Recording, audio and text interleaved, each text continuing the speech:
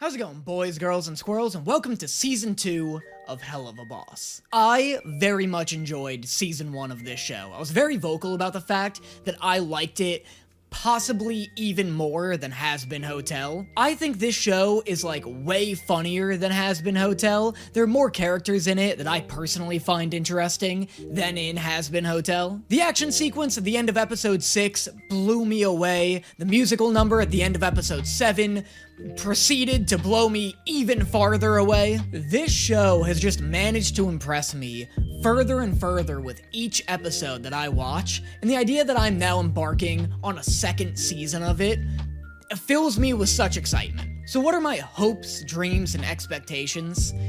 To own a ranch. What are my hopes, dreams, and expectations for this show? Above anything else, I just want it to remain as funny as it is. Not that the animation was like anything bad before, but I am sort of expecting a bump in animation quality going into its second season, just because this show is like unbelievably popular. Has Been Hotel is even more popular than this, so I'm kind of expecting with season 2, they probably went into it with a slightly bigger budget. That would be cool to see, but like, I'd be so fine with the animation quality staying on par with season 1, as long as it stays as funny as it was. My biggest issue with Rick and Morty is the fact that seasons 1 through 3 were like stacked to the brim with relentlessly funny episodes, and like every now and then they'd throw in something wicked dark and sad at you. And when they did, it was done really well, and it really made you like stop and contemplate whatever themes they were trying to explore, and it like elevated the show beyond just being a really funny, silly show. But then after season 3, it was almost as if the show felt like it needed every episode to have some hard-hitting, galaxy brain, emotionally crippling moment. And then it just felt forced, and it felt pretentious, and it got exhausting to watch. That is my biggest concern with this show, is that it'll get too caught up in its own need to prove itself as something more than a silly comedy. I'm fine with comedies having deeper themes and complex plots and characters. I just don't like when shows sacrifice their comedy for that. So that's my biggest hope, is that this show doesn't get bogged down in its own pretension and remains as funny as it started off as, because it started off really, really funny. So with all that out of the way, let's get into it. Yay! Birthday! Birthday! Woohoo! Birthday time! Calm yourself, young prince. You know excitement is unbecoming of a geisha. Oh, what? Prince? Is this a baby Stolas, or has this dude been hiding children from me?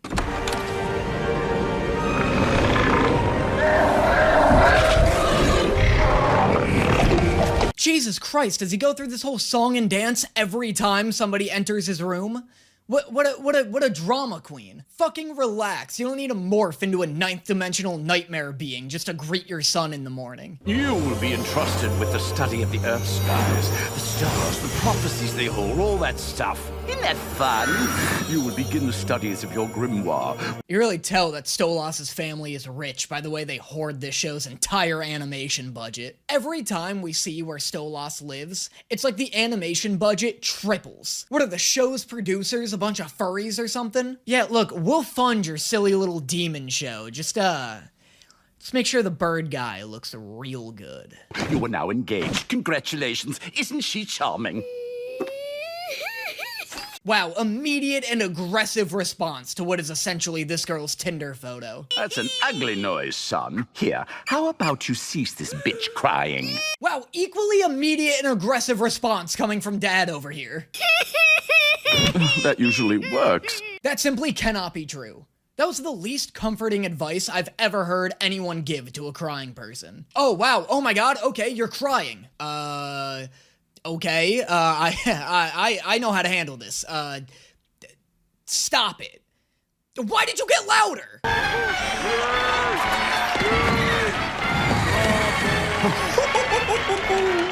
Wow, gotta love seeing this cycle of trauma manifest itself here. It's cool seeing the king take Stolas to the circus just to make himself feel better as a parent. even though Stolas clearly does not want to be at the circus, considering the fact that this is exactly what Stolas ends up doing to his own daughter later down the line. Like, it's interesting seeing Stolas inherit some of his bad parenting habits from his father. You ready, Blitzo? Born ready.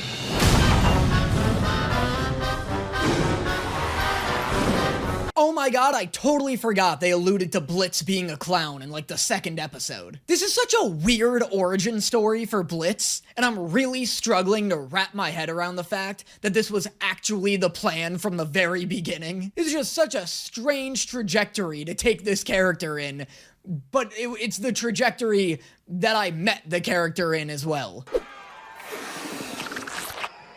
Crap.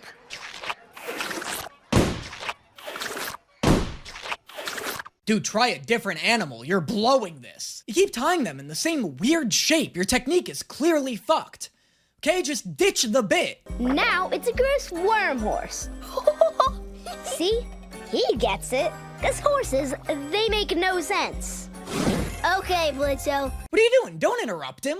Blitz was absolutely killing with that what's the deal with horses bit. Also, this audience needs to fucking chill. How is Stolas the only one laughing at that bit? He's like 6 years old doing stand-up comedy. You guys need to lower your expectations here. Hey, everybody, look at this. It's Banana Pudding the Clown Horsey. What the hell? You guys gave baby Alex Brightman a standing ovation? He didn't even tell a joke. He doesn't even have 2 Tonys yet. I liked his broken horse stroke. It was funny. Their legs do stop working when they eat too much sugar.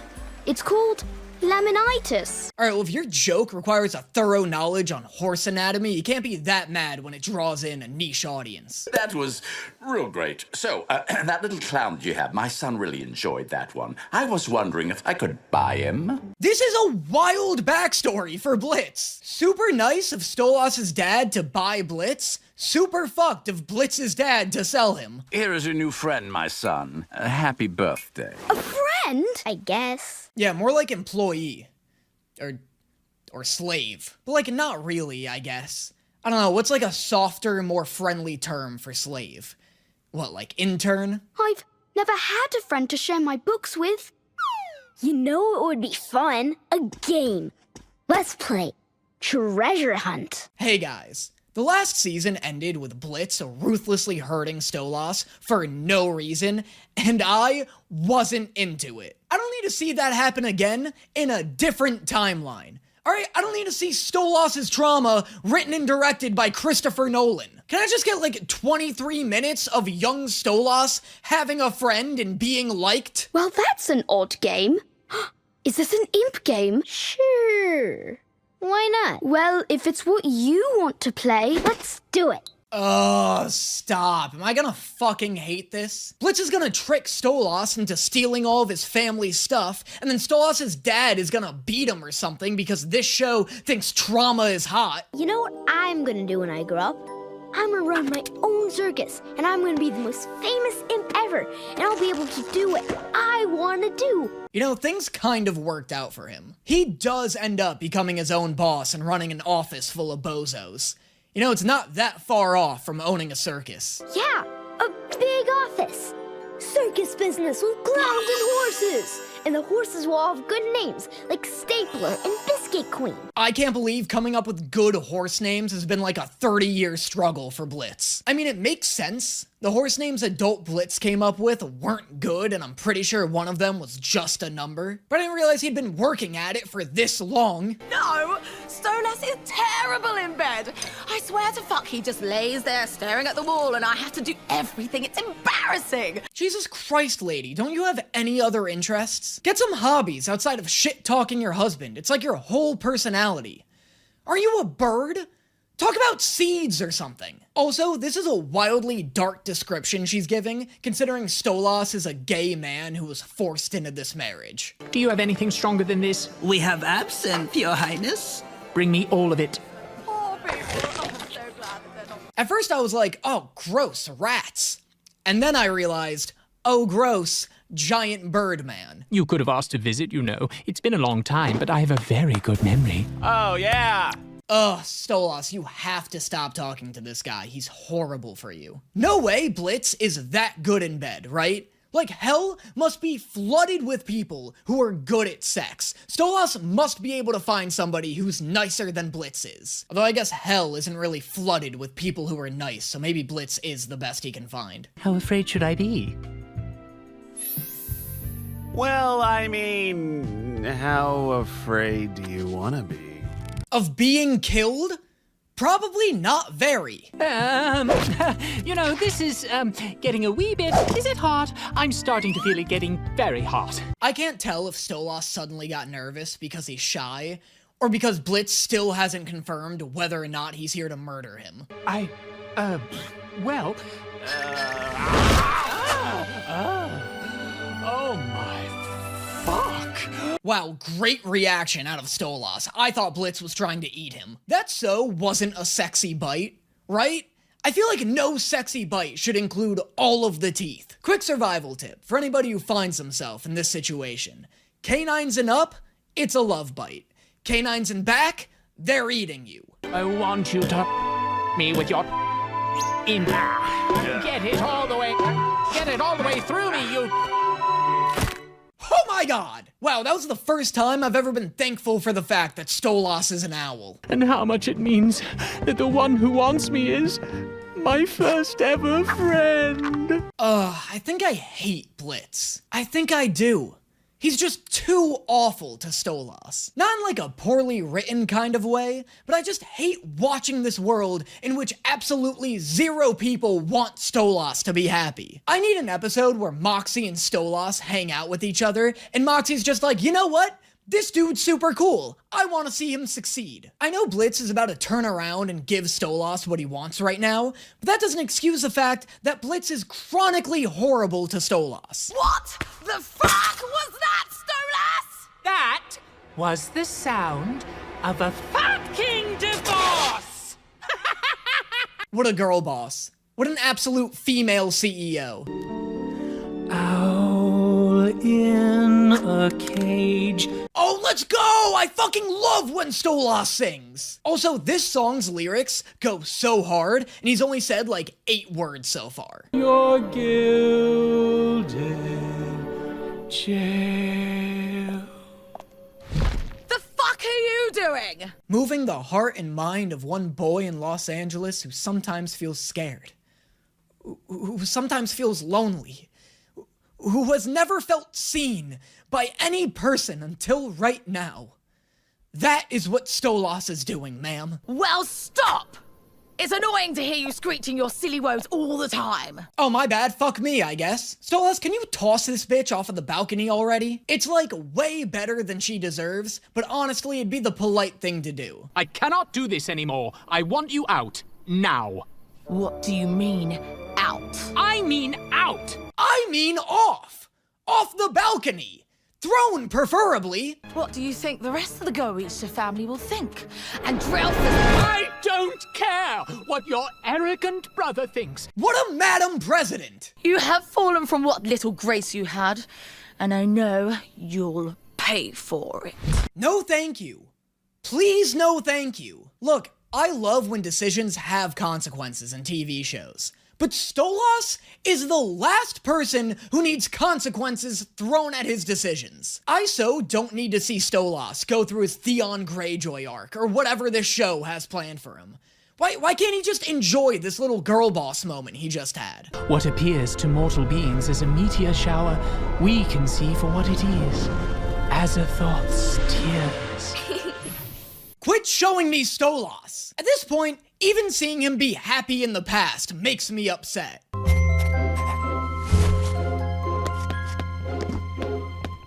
Hey, Dad. Dad?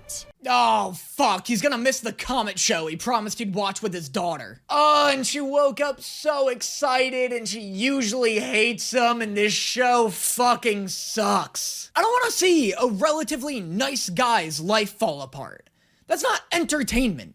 Alright, I have mirrors for that. If I wanted to watch a dude's psyche steadily break down, I'd watch every video I've ever uploaded in chronological order. But tonight, we're supposed to... Darling, can we not talk about this now? Your mother's being a real bitch. I am about to throw up. Wasn't this show supposed to be a comedy? Remember that pitch? Remember when this show was like, hey, I'm funny? I want to hear a joke, Helluva boss, a joke! You ever heard of them?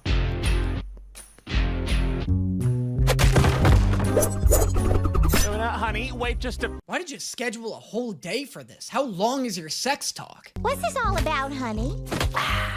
Oh, Blitz finally talked to her about her attitude with clients. No, good call, Blitz. I totally see the need for you to schedule this way in advance. If I'm so terrible, how about you just grow a pair and replace me? Okay, well, maybe I might. Oh god, the double down. Bad call, Blitz. What? Oh, never mind. Good call, Blitz. You're doing great. Fucking whatever. I don't know how to raise a kid. I'm sure Moxxie has a better handle on this than I do. Take me to see the stars. Be funny if the book just dumped her into outer space. You know, it's just like, what, is this not what you wanted? You gotta be specific, bitch! I know for a fact that that is not as funny as I was hoping it would be. Where am I? Ugh, never mind. I guess the book's a lot tackier than I am. So your daughter came by, took your book, and teleported off to who the fuck knows where, and we have no way of getting either of them back, okay? Okay, good talk, bye.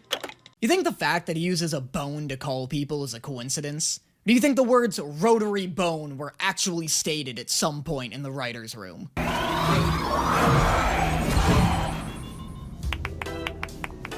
No chance you can conjure us a couple of those, can you? Sadly, no. Oh, why do I like him even less as a human? I've gotten so used to seeing this voice come out of a beak, it feels weird seeing it come out of lips. What, you can't memorize your fucking spells? Oh, your memory's so great? What's his phone number? What's anybody's phone number? Who remembers anybody's phone numbers anymore? When was this episode written? 1999? It probably is. Sick demon costume, man! It's metal as fuck! Damn, that girl was in a great mood with money to burn. Never in my life have I been walking down the street and just paid someone for looking cool. I guess I could start, though. Cooler people would probably talk to me a lot more. And to your left, you'll see the home of one of those influencers who thinks they're hot shit because now they do TV shows. Ironic, coming from the animated YouTube series whose hotter sister got picked up by Amazon. You were supposed to be on set an hour ago. The fuck are you talking about? Your guest spot on... Sweetie, I'm in the house. Wow, the movie producer with the Welch's fruit snacks is so real. Every film set I've ever been on has been stacked to the fucking gills with this brand of fruit snack. Very funny, Mr. Ragers. Now get in the car. Come on, boy, come on. Yup, and that's why they're like crack to actors. At least to the actors who aren't doing crack anyway. I haven't performed since... Blitz, if your performance on stage is half as good as it is in bed, you'll leave them breathless. It's crazy that nobody has addressed the fucked up way season 1 ended between these two. It's wild we're just brushing past that heartbreaking season finale and these two are just back to fucking again. That was just my wife rolling out of bed.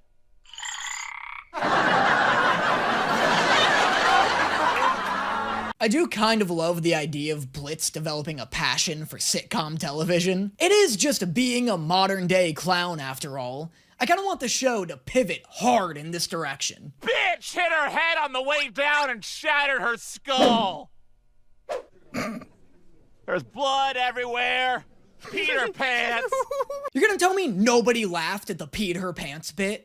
What, bazinga's enough for you fuckers, but that isn't? Maybe you should adopt. Aw, they're all so cute.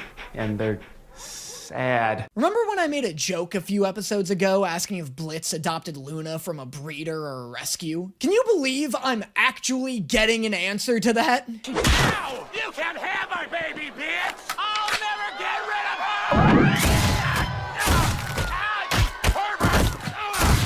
Why does this scene go really hard? The sound design is really making this scene. Like, that gun sounds so chunky, doesn't it? Also, the lack of any music in Blitz's performance are making this scene way more intense than it has any right to be.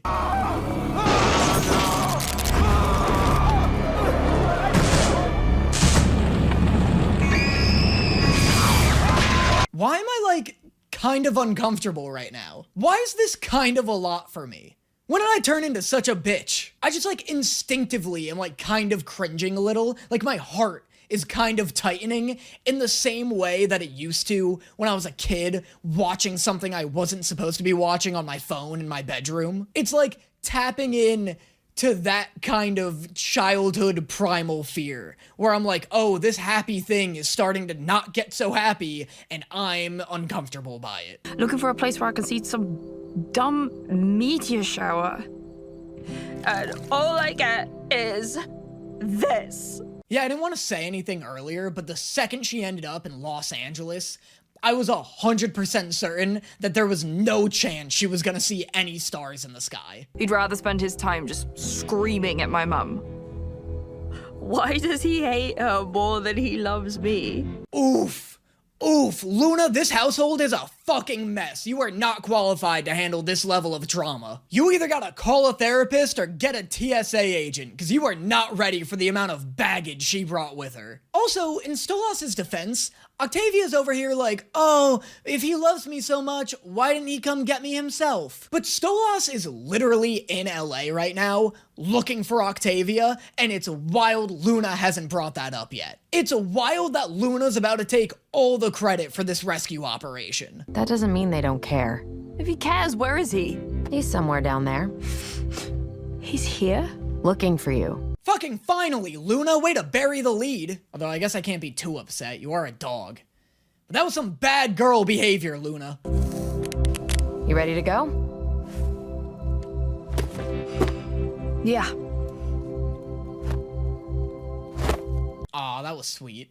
At least somebody in the show gets to be happy. Now, if the show could transfer any amount of that energy to Stolas, it'd be wildly appreciated. Also, that cigarette Luna threw into the grass is 100% going to set Los Angeles on fire. Oh my god, I was right! Los Angeles is on fire! Azathoth's tears. Oh no, oh my dear sweet Fia, I am so... I know, Dad, it's okay. I'm like seconds away from crying. I know they're making up right now, but I am so upset that they didn't see the stars together.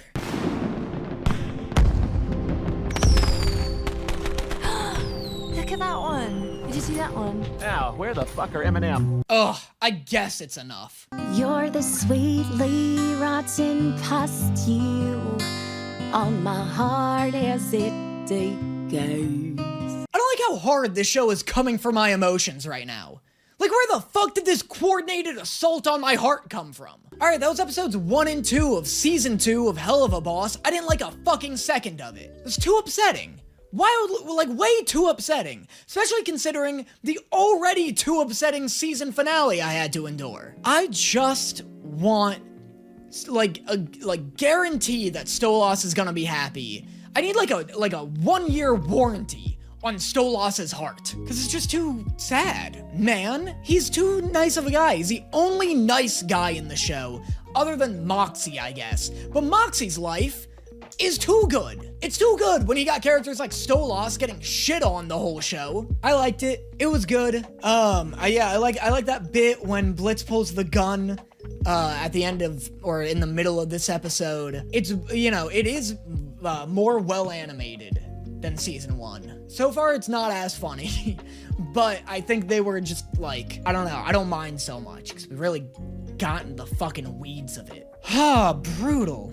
Man, why does every show have to exhaust me? Why can't it ever just be a fun romp? It never is. Anyway, as always, let me know in the comments what you thought of these episodes. Comment below your favorite jokes from this video as well. It helps me make short form content, and I will see you guys next time. How's it going, boys, girls, and squirrels? Welcome to another episode of Let's See How Long It Takes This Show to Break My Heart. What's going on? Helluva Boss? What happened here? Why the attitude? I really like this show, and I like it for 2 reasons. 1, because it's wildly unhinged, and 2, because it's really, genuinely very funny.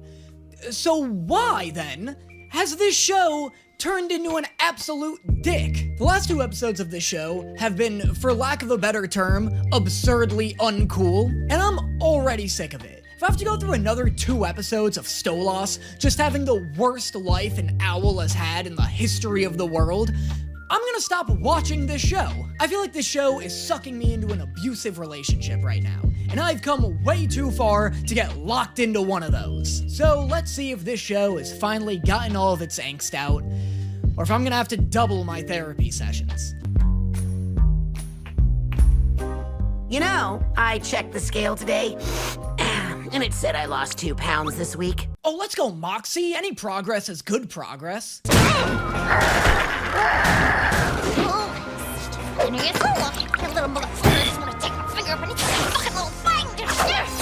Oh, let's go, Millie. Any dick shot's a good shot. Everything okay?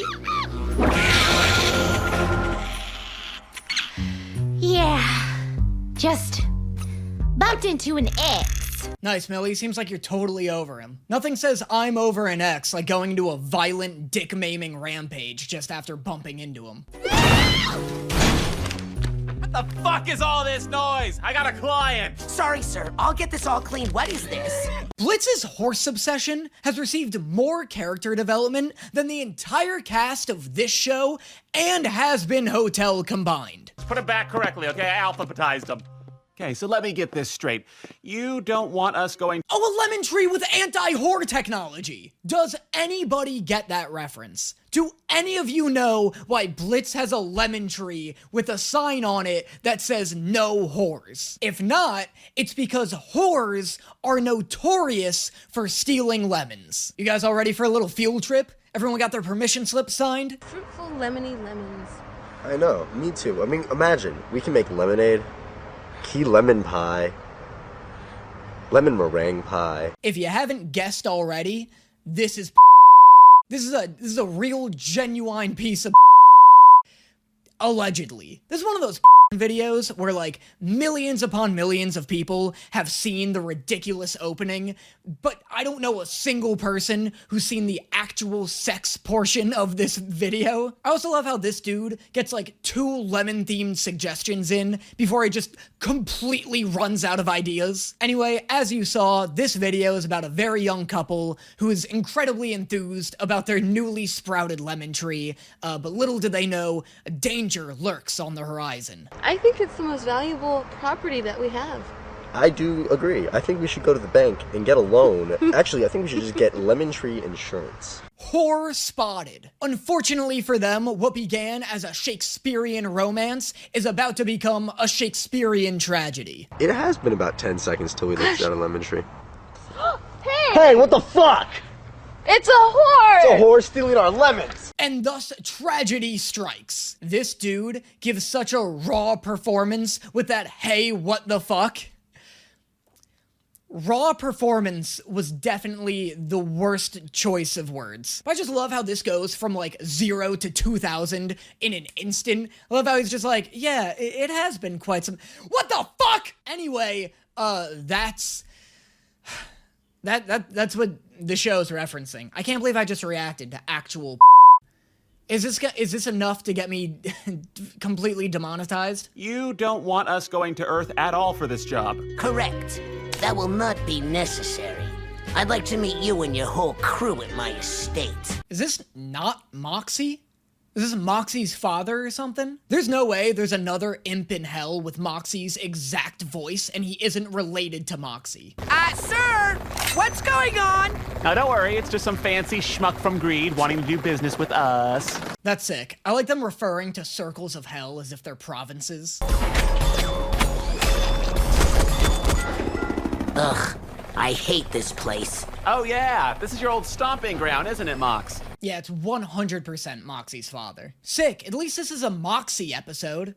Maybe that means the show won't break my heart for once. Honestly, if anything, this may be a huge act of generosity on the show's part. Stolas' episodes have all just been like coordinated attacks on my heart, whereas Moxxie's episodes still leave me emotional, but they're usually like incredibly sweet and endearing. So maybe the tone's finally gonna lighten up for once. He said, knowing he's never been right about that kind of thing. There he is! There's my boy. Get over here and give your daddy a hug. Daddy? What a weird choice to make the same man voice a character and that character's father. That's gotta be a weird experience for an actor, right? Like, you spend so much time getting into the mindset of a character, and then you also have to get into the mindset of the person who shaped that character. It's also weird that Moxxie's, like, canonically Italian.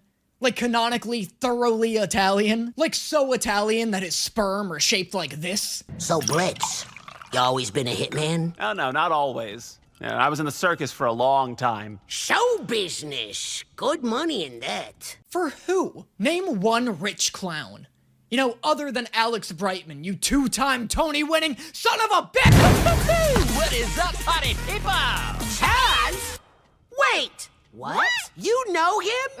You remember that ex I was talking about? Ugh, I don't know what's more embarrassing.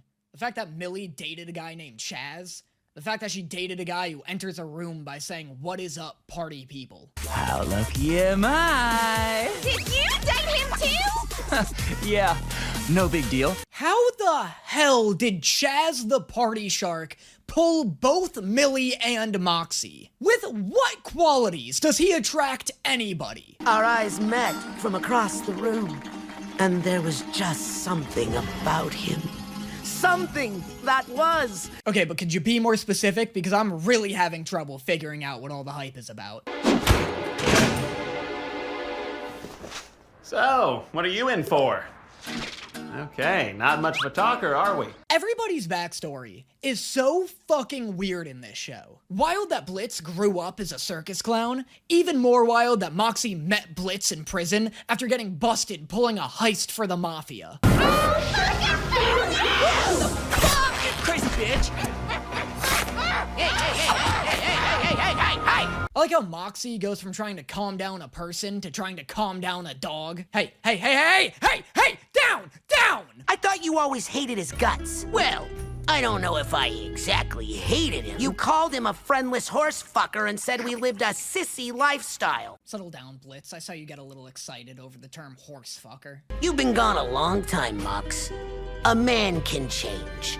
And so is Chaz. Yeah, I've grown, matured. Matured into what, a piece of shit? This is you now. I can't imagine what immature you looked like. You think you're too good for this family now? What? Come here. I don't understand. You think— Oh my god, Moxxie's mafia boss father sucks? What a surprise. Oh my god, this show's gonna make me violently upset? What a shock! What a shocking turn of events! Who could have seen this coming? Not unless he marries him. Marries? But who would he— Who do you think? This family needs that money. Oh wait, that's an actual surprise. I didn't think Moxxie was gonna get thrown into an arranged marriage. Also, is everybody in hell either gay or bisexual? I just didn't expect Moxxie's mafia boss father to be so hip and with it when it comes to the LGBT youth. I even went through the trouble of making the house more to your kind's liking. Wow, never mind. Super not hip and super not with it. Although, to be fair, in this case, it may be the thought that counts. Like, yeah, it's wildly offensive that Crimson thinks that this is every queer person's ideal dining room. But at the same time, do you know how much money and effort must have gone into rigging a mechanical dildo to every square inch of this room? This man at least put in an effort. What do you think I'm into? What? This is the kind of shit gays like, right? Okay, first off, Dad, I'm bisexual. Yeah. gay. You know, like he's trying his best. I don't know a single person of any sexuality who'd enjoy this. There's dicks in the walls. Oh, that's fucking hilarious. Yeah, I mean, if he didn't say it, I would have. Look, I'm straight, but even I appreciate a good haul of dicks. Even I can appreciate a massive feat of engineering.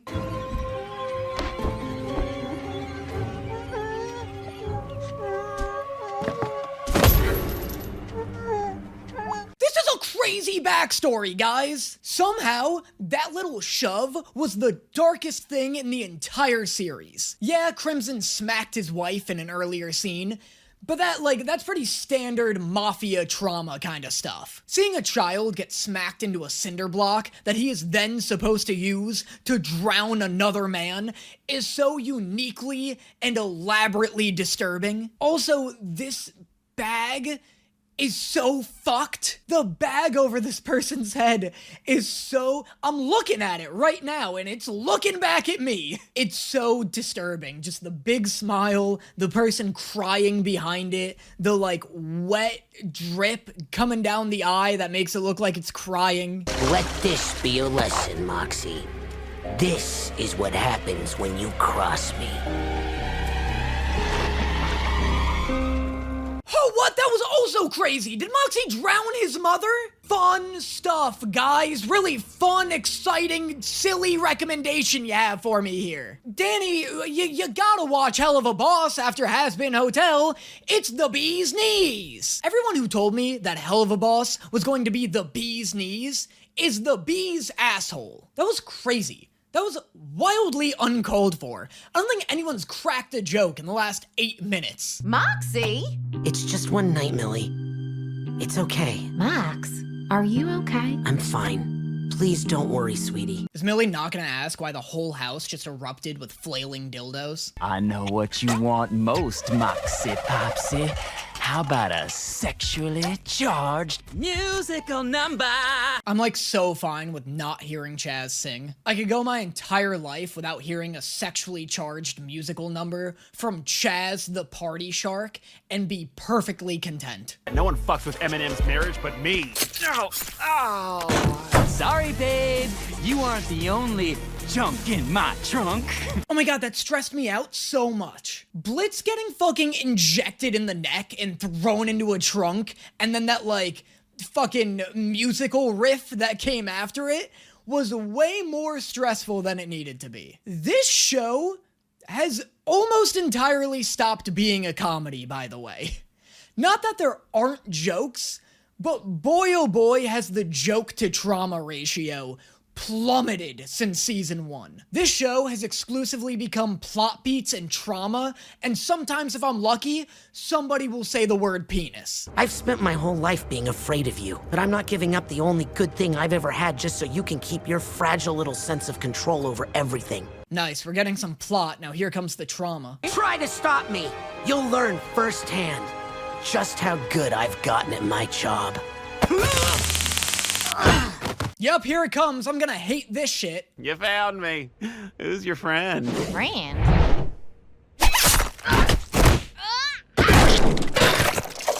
Okay, that was sick, but I am still unbelievably stressed out for Moxxie.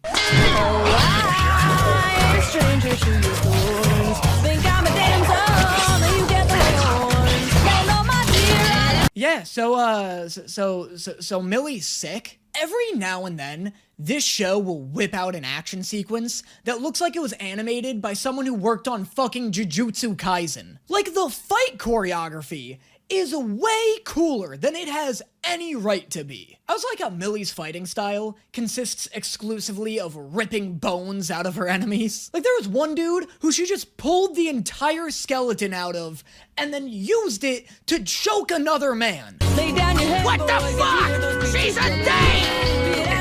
She's a broad killer! That was the funniest bit of the whole season, and it feels so weirdly targeted specifically at me. She's a broad! She's a dame! What do I pay yous in ravioli for? Kill the bitch! Also, imagine untying somebody from a noose made out of their own intestines and going, "You're not trying hard enough." Like, how out of touch with the working class could you possibly be? Get her! Little bitch boy, you're dead. Giddy up, little bitch boy, you're dead. I just realized this song is completely unhinged too. I was so distracted by the crazy fight choreography, I didn't even realize the song was saying, "Giddy up, little bitch boy, you're dead." Also, I got to plow your ex-boyfriend. Isn't that great? Now we all fuck the same guy. Wow, what a character arc.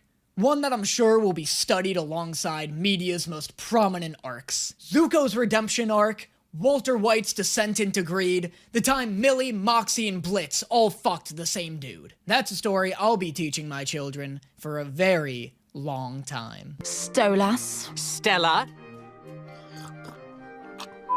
Which? Wow, that one I think I can infer. Hard first insult to lead this back and forth with. Stolas did not match your intensity. Stolas is nowhere near in the right weight class if he thinks witch is a sufficient comeback to being called a Fuck it, imp sucker! Why did you insist on meeting me here? Yeah, good call on that retreat. You did not come prepared for this conversational duel. Ahem, we wanted to properly discuss the terms of this divorce. I feel my darling sister deserves a bit more compensation. Why is this divorce being arbitrated by the bird version of Pearl from Steven Universe?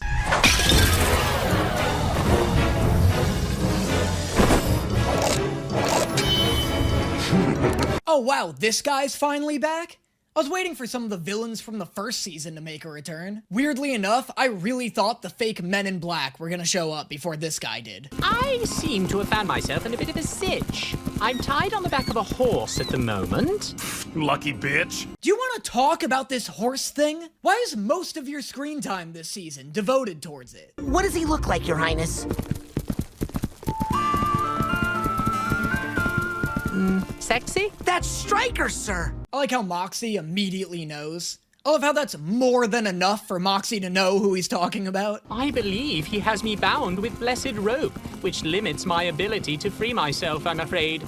So, I think you should come save me. Hey, sexy bounty hunter guy? Maybe cut this phone call short. Why are you actively allowing your prey to call for help right now? Is it because he called you sexy? Or just hoping if you let this phone call continue, you'll get some more compliments out of it? All right, I'm sorry. I'm literally on my way to take Luna in for her very important Helby's SHOT. Is the hope that she can't spell?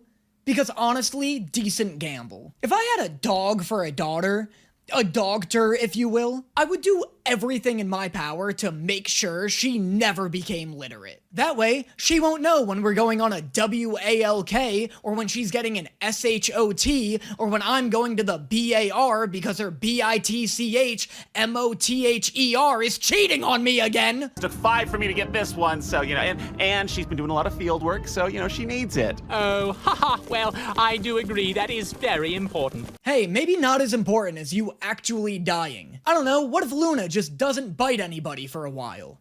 You know, would that work? That seems like a pretty achievable goal to me. All right, well, hurry. Stolas sounds like he might be in real shit this time, and knowing that guy's aesthetic, my money's that he's in wrath. Now get your asses down there and look for some cowboy crap or something. I feel like the last few episodes have really been exploring the geography of hell. Like, I wonder if when the writers got together to start working on season 2, they made a conscious decision to, like, really flesh out all the rings of hell. I have waited 5 fucking years for this appointment.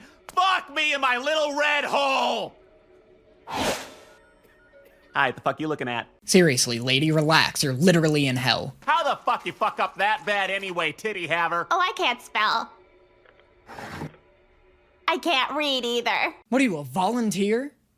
Funny bit, but actually for real, how did you get this job? The Hellbees shot, you fucking really can't say that word anymore. Wow, really playing fast and loose with the slurs this episode, aren't we? Also wild that this show is like, can't say that word anymore, but it's totally cool with saying and bleeping the other one. Oh, don't worry, Looney. It's okay, it's just one little prick. You won't feel it. Ew, don't say that. It sounds vulgar. Lady, you're a fish person wearing a skirt made out of scales. Either you're naked right now or you killed one of your kind to make that outfit.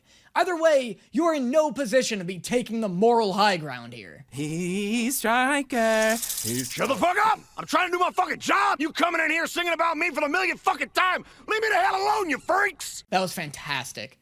What an incredible kind of fourth wall break. I love the idea that Stryker's hell is the fact that he has this little mariachi band singing his theme song every time he enters his home. Every lunch for the past 2 months, I've been eating Huel instant meal cups. Have ya?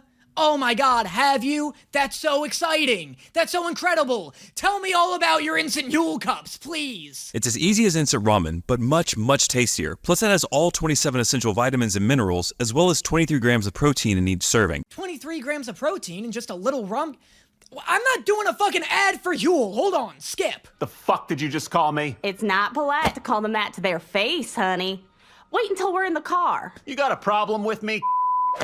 Jesus Christ, Blitz, we're running out of slurs here. Either you're gonna have to start getting more creative with your insults, or I'm gonna have to start working on my apology video. On like a more serious note though, I feel like the show's comedy was a little more creative in season 1. I don't mean to keep ragging on it. Like, I really don't mean for this to be a rag.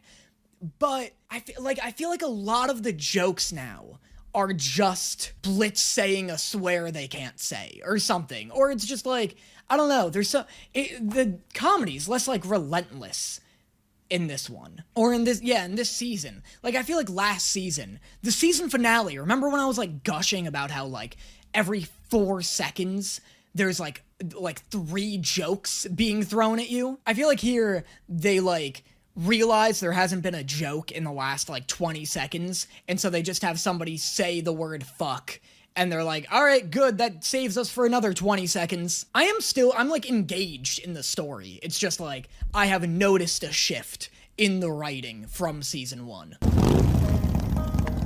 Hey, queer boy! You stealing my hat? What? Same hat! Why is he queer boy? You clearly saw his wife put this hat on him. Also, you're wearing the same fucking hat. Maybe it wasn't even an insult. Maybe he was just making a statement. Like, maybe he was just like, well, I wear this hat because I'm gay. Well, this fella must be gay too, I reckon. With some fancy-ass match that only fancy-ass royals get to live in. Some of us have hard lives to live. And some of us have hard dicks to immortalize too, judging by how erect that statue of you is. I have no... You don't get to talk over me. It sounded like you were done talking. Nice try.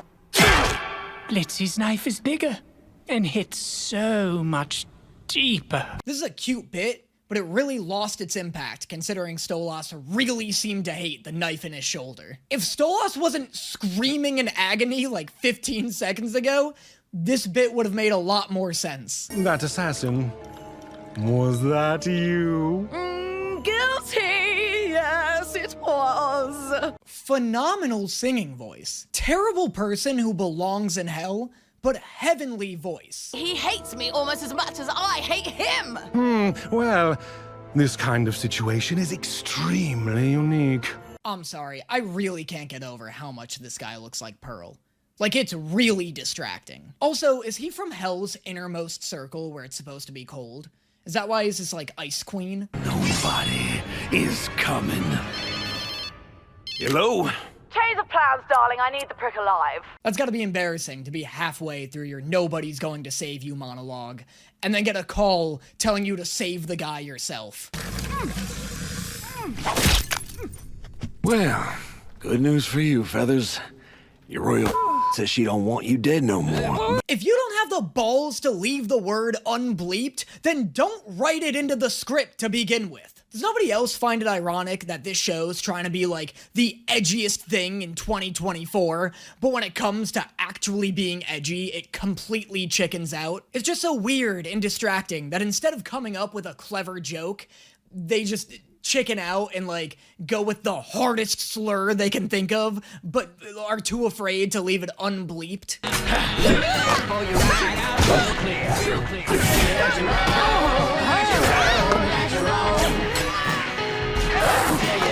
This is gonna be like the nerdiest, least likable thing you'll ever hear me say. But weird that Millie brought a European broadsword and a Japanese katana to this fight. Like, I don't know why we're mixing cultures here. Could you not get your hands on a European broadsword and a smaller European sword?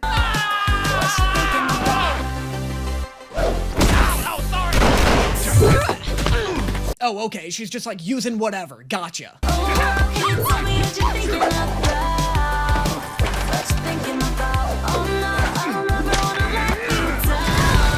This fight is so sick, and I would argue is made even sicker by the pop music. I have, for years, literally since high school, have wanted to shoot an action sequence that's really hard and really brutal to the song Boom Clap. Ever since I heard the song Boom Clap, The Sound of My Heart, in like one of the 50 Shades of Grey trailer, I was like, that needs to go over a Deadpool fight scene.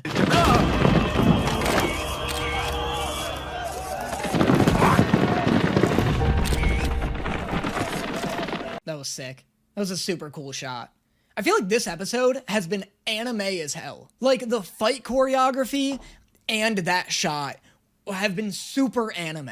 And the last episode had a better fight in it, but it wasn't an anime fight. The part, I think I reacted to it, but the part where Stryker lassoed one of the stalactites, or stalagmites, I don't remember which one goes down, and then like whipped it down towards the ground was such an anime shot.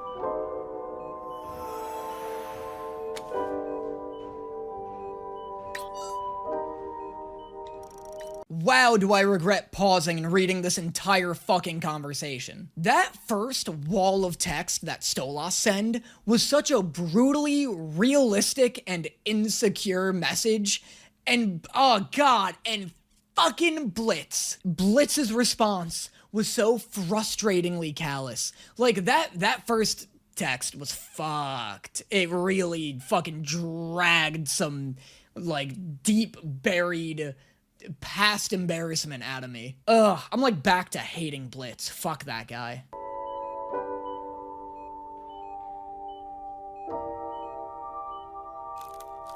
Ugh, quit talking to this dude, Stolas, he fucking sucks.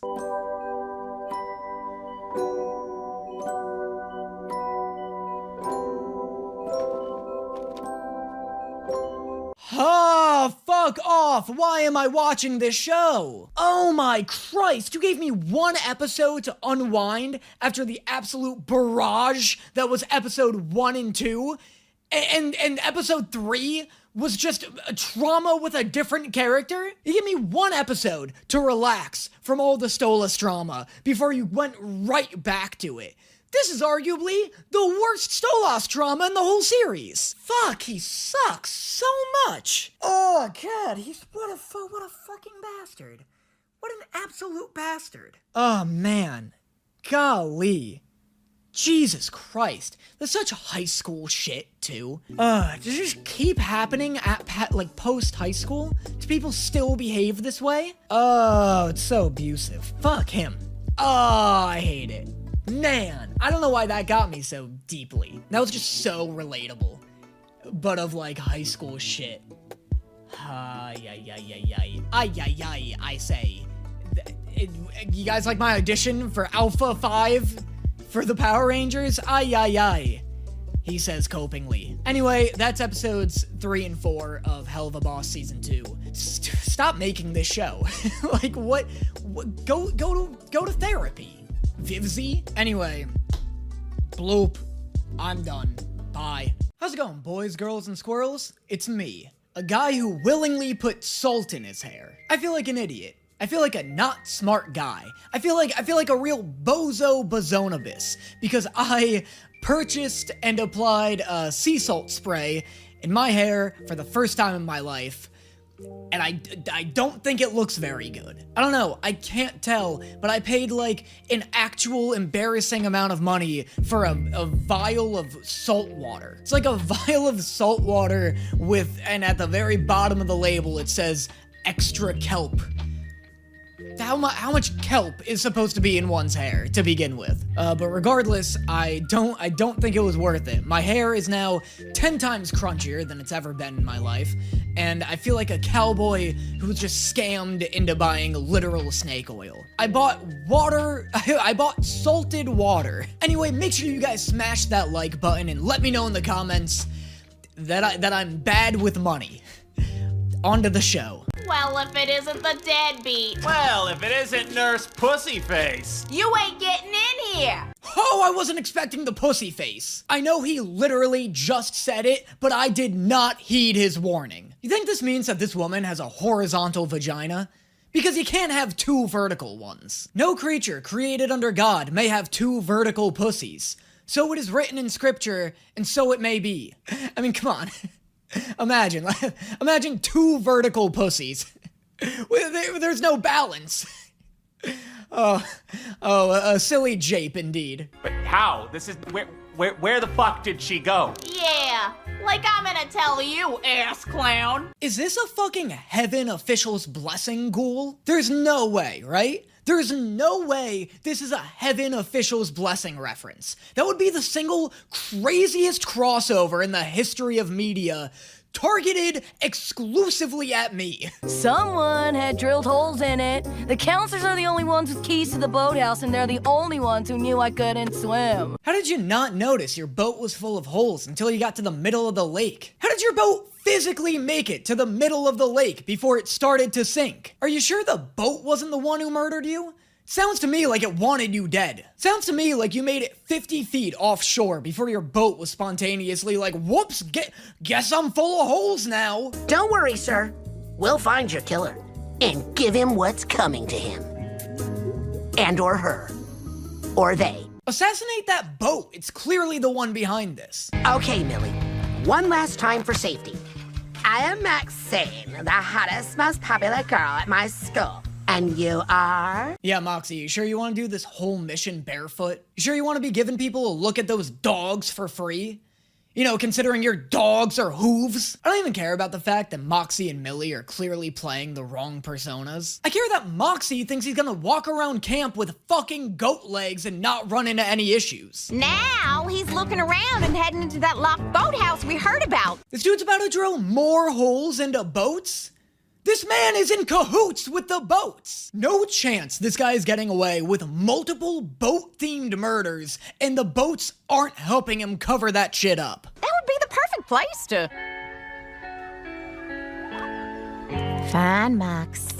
We'll do it your way. Wait, what? No, go catch that guy. That dude is literally in the middle of murdering another person right now. You're just gonna let him do it because Moxxie feels bad? Now, we just have to find the kids with the most influence.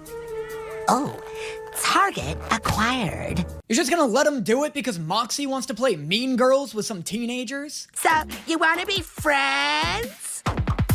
The fuck is wrong with your legs? Thank God somebody brought up his legs. Thank God it was the first thing somebody noticed the moment they saw him, because how couldn't it be? What? I was in an accident? Yeah, the accident was you being born as a weird little goat man. The same accident that fucked up your skin? You look like you spent 3 years in a tanning bed. It's, natural? Yes! Yes, ladies! Roast his ass! He looks different than us, and he deserves to feel bad about it! Yeah, you wish. That botch job looks like it cost $5 in an alley behind Walmart. Get off, you fucking freak! Why did that first girl sound exactly like Blitz? Like, exactly like him, right? Like, she read that line in the exact cadence that Brandon Rogers would've. You know, like when she was like, it looks like you paid $5 for that botch job behind an alley. It just sounded exactly like how Blitz would say it. I got it!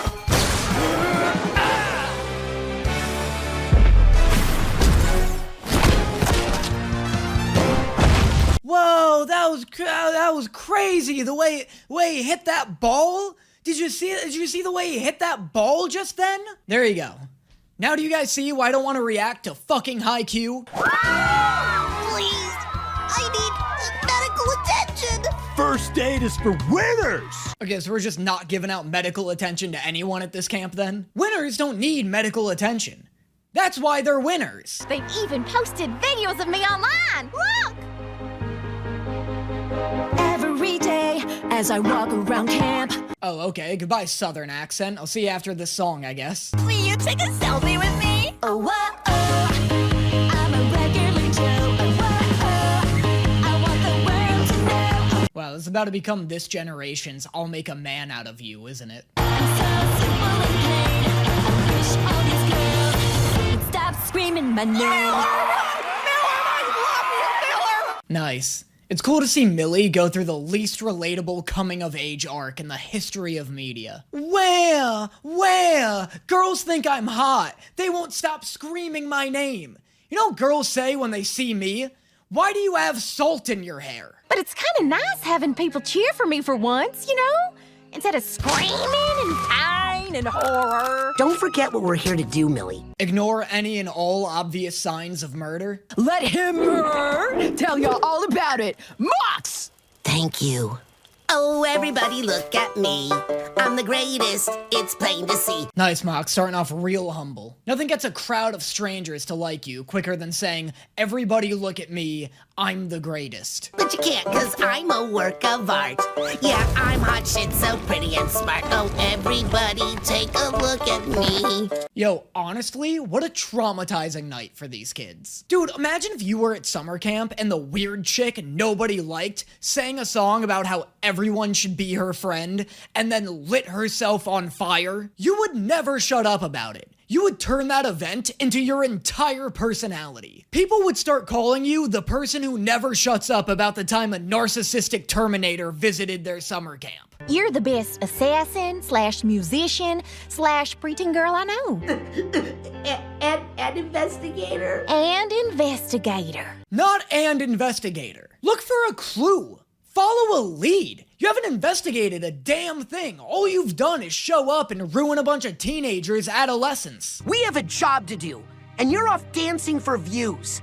Why does it matter so much how these yokels feel about you? Really, Moxxie?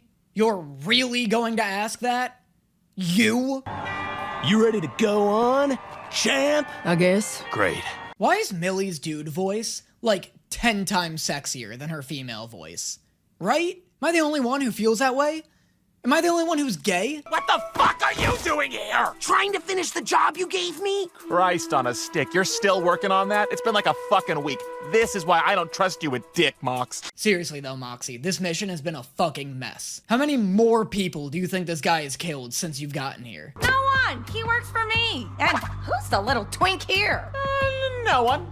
He works for me. Sir, that guy's the target. Oh, so you knew it was this guy the whole time. This is such a weird episode for Moxxie. This is such a weird character assassination of Moxxie. He used this mission as an excuse to dress up like a teenage girl to get validation from teenagers.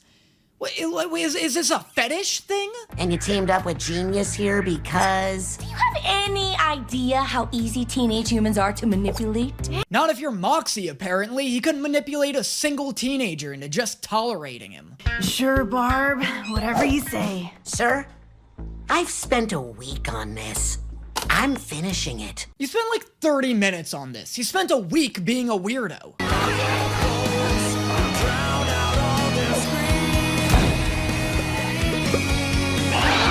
Does anybody else feel like the plot line involving Blitz's sister feels like half-assedly thrown into this episode? Like, it's so weird that Blitz's sister is like randomly tied to this summer camp murder and that she's like a drug addict recently released from rehab just because there's got to be some form of trauma thrown in there. Also, where was she during the circus flashback? And like, why is her introduction the B plot of this like filler episode instead of the A plot? Everything revolving around her just feels so like tossed in and random. Barb, wait. I want to help you. Let me help you, please. You're clean now. Let's grab dinner. We'll catch up and we'll talk about... Yeah, the show's random attempt at being sad all of a sudden also feels incredibly half-assed. I like so don't care about Blitz's mean, drug-addicted sister. Like, it's just, like, of course they're doing this. Like, them giving him a sister is whatever. It definitely feels half-assed and random the way they implemented her in the episode. But, like, of course she has to be, like, a drug-addicted mess. Because of course, because of Blitz being sold as a child and a circus performer wasn't enough trauma. I wish they played it more self-aware than they are. Like, I wish the show's attitude was like my attitude, where it's like, oh, of course, it's just another thing on Blitz's shitty plate of a life. But the show's like taking it so seriously, and it so misses. Watch, this video is gonna come out, and I'm gonna look in the comments, and everyone's gonna be like, oh, I can't believe you don't love Schlitzo, the fucking sister character. With my luck, this is probably the fandom's like single most favorite character in the entire show, and my whole career is burning right before my eyes. However, even though that is a very real fear of mine, as it always is whenever I don't like an episode of something, I will say this is like the worst episode of Helluva Boss that I have seen yet. I don't like this at all. Moxxie sucks in this episode, and he's so, like, out of character, and it's not really that funny. There's, like, that funny bit with, like, I like that one girl who's, like, is this the same accident that fucked up your skin? She was pretty good. I hate the sister stuff. I hate that it's treated so seriously. Like, shut up. Like, shut up. You don't need to do a sad tearjerk every episode, especially if you're just gonna toss it in out of nowhere like this. It's just a weird one. I just don't love how, like, any of the characters behave in this episode. It just feels very off. It feels not in line with the characters that I know.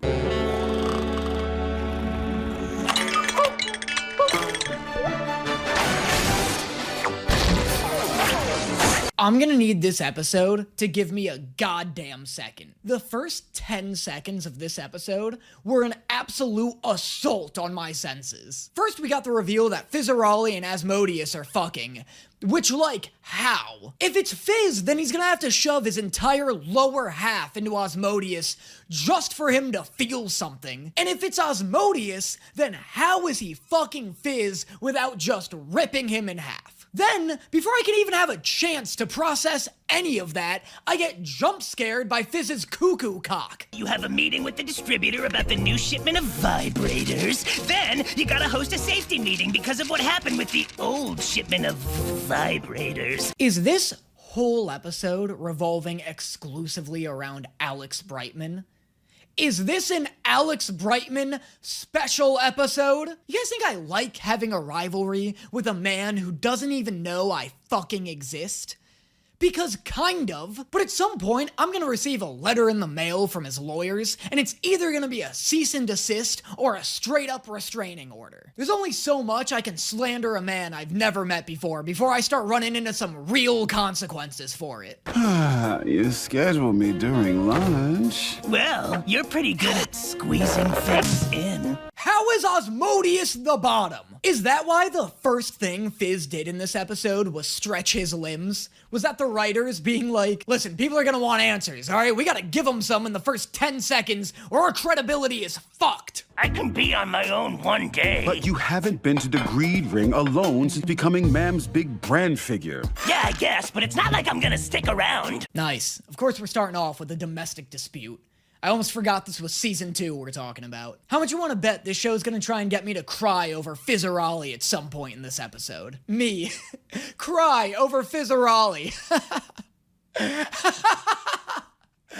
Good luck! Right here. Be right back after. Don't worry, Oz. I'll be super low-key. Nobody will notice me. This is the sluttiest little guy I have ever seen. Look at Fizz drooping one of his sleeves off of his shoulder, like the saucy little hoe that he is. We've been in each other's relative vicinity twice in the last 15 years. That would make me the shittiest stalker in history! Or a recent stalker. I mean, yeah, you've only seen each other twice in the last 15 years, but you've also seen each other twice in the last month. Just saying, this is feeling like a real glass half full, glass half empty scenario. Twice is already way too much.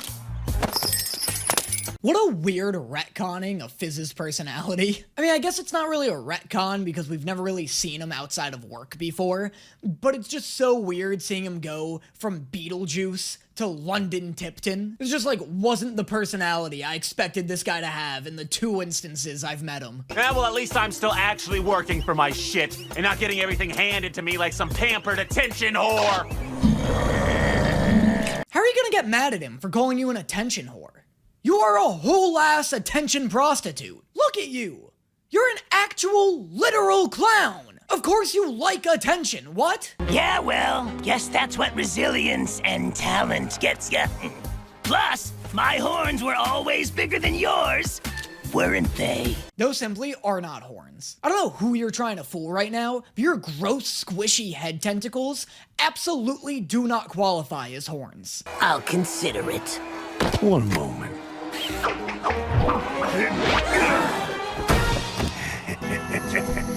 What an outrageously efficient assassin. That was an outstanding resume builder. Stryker played it off cool, but you know he was staring out that window like, no way. No way, holy shit, shut the fuck up! Shut the fuck up, this is gonna be sick!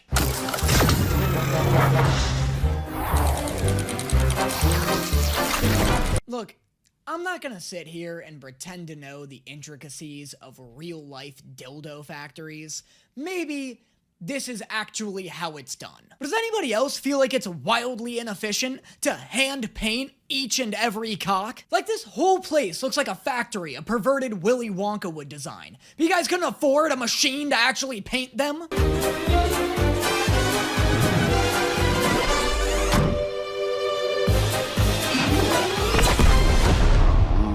Is anyone else wildly disappointed that the dildo test didn't involve a giant mechanical butt slowly being lowered onto the dildos like a kinky hydraulic press? Oh, everyone? If you're looking for a love potion, you came to the wrong fucking guy. I don't fuck with that artificial bullshit. Lust shouldn't be about force.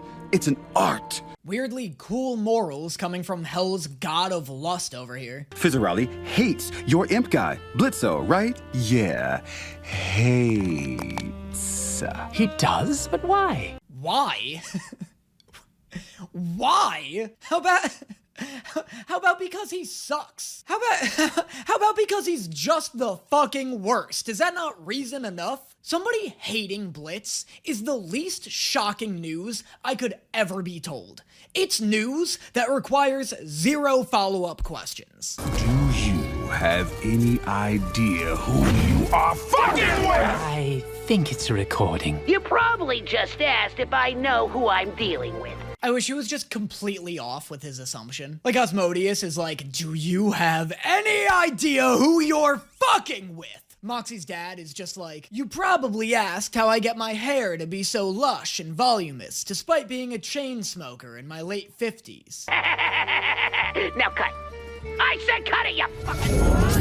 I love knowing that there was just some poor kid behind the camera being like, fucking give me a sec, I wasn't ready. How is this happening? I was just supposed to grab some gas station milk and rehearse some juggling. Guys, how many times do I have to tell you? You're not gonna make me feel bad for Alex Brightman, alright? He's got too many Tonys for me to sympathize for. Stolas only cares about having a rugged peasant raw dog him into his mattress. It's nothing, you know, it's nothing else. You are the only one sleeping around. Stolas is so outwardly obsessed with you. I don't know how much more blatant Stolas could be about his love for you. Meanwhile, you're running around fucking Chaz the Party Shark. And he'll pretend to care about me and comment on my photos and laugh at my jokes. Oh, well that's definitely your clue right there that it's all bullshit. Fucking exactly, Fizz, you get me? Wait, no! Get out of my head, hell of a boss! Fizz and I are not on the same page here. But at least Loudmouth here has the sense to only fuck his rich bitch, instead of being a little purse dog.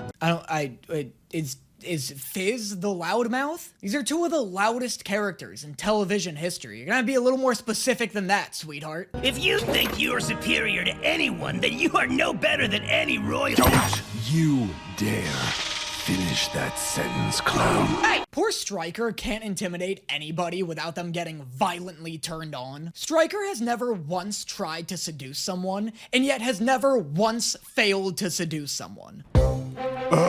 Can I just sign it already? Like, can we move this along? Sire, you need to know. Are you sure Asmodeus and Fizz's relationship is meant to be a secret? The dude's got a 30-foot-long mural of the two of them hung up in his office. That'd be like you hooking up with a girl a couple of times and then making her your phone's lock screen.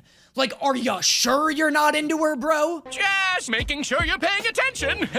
Here's the real contract. Oh, Oh, this will be fun. I love words. God, you're fucking precious, Stolas. Never let anyone make you feel otherwise. Can you see why I kinda hate Blitz?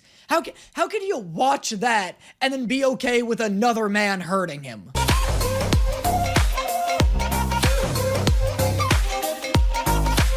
Starburst. Different every time. Was that fucking AI art?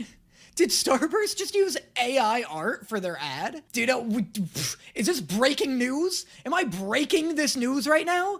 That was crazy, right? Ugh, disgusting stuff. Especially on this fucking, I don't want to call this indie because it's got like a crew of like 40 people working on it and also all of Amazon's money. But still, on this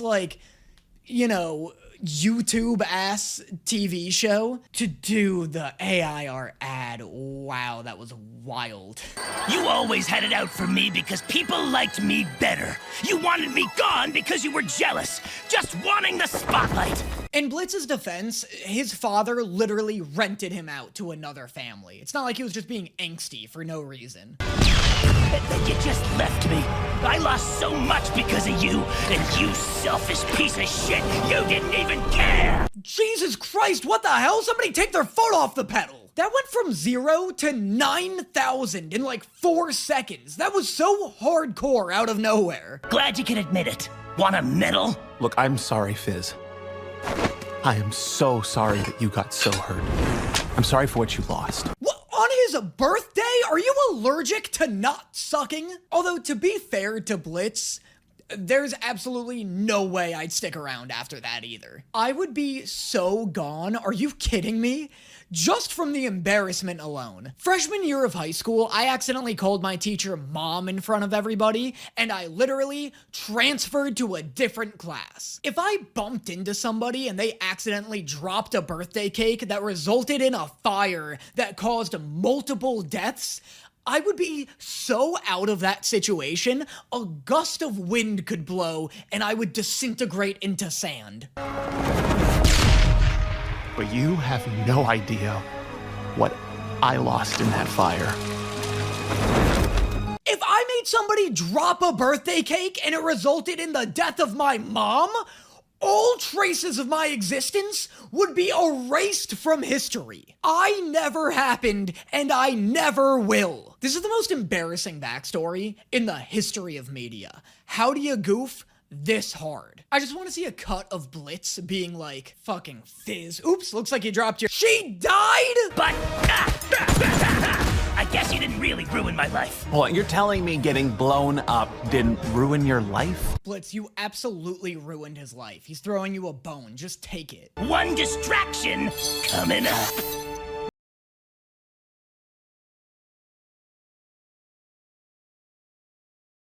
Somebody shoot this guy, right? Everybody shoot this guy, right? I like how for this plan to work, every single one of these mafia members has to be like, hold on. I want to see what this jangly little bitch.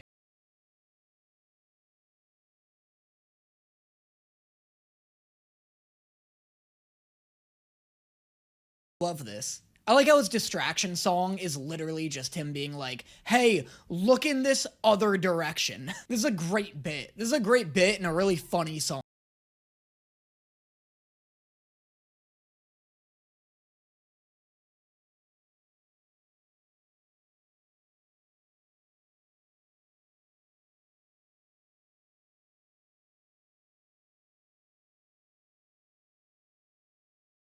Turn into my favorite song in the entire show. Am I the only one vibing really hard to this song? I kind of love it. It's like the funniest song, the premise is really good, and it's really catchy while also being nonsense. I don't know, favorite song may be a stretch despite what might end up on the thumbnail. Cause I like Cotton Candy. Because I'm an idiot. I like Cotton Candy, and the Asmodeus one's pretty good. But I think it's between this and Cotton Candy. Because I like the one in the House of Lust, but I'll never listen to it. I don't think I'll really listen to that one. But this one, and I listen to Cotton Candy quite frequently. and I think I'll listen to this again. I'll at least enjoy getting rid of them. Okay, is it bad that I'm getting hard? Shut the fuck up! Why is it always a sex thing? Stryker, you gotta quit growling in people's ears. They're all sex freaks. Would it fuck up the moment if we made out right now? Yeah, and it'd probably also crash Tumblr. Well, don't worry. Today I learned that I hate going outside. You won't have to again. Okay, cool, so Fizz is gonna need a strong therapist. I don't know if the solution to today is to just never go outside again. That seems kinda... Hold on, let me check my notes here, make sure I'm using this phrase right. Fucked. But that is episodes 5 and 6 of season 2 of Helluva Boss. I can't believe...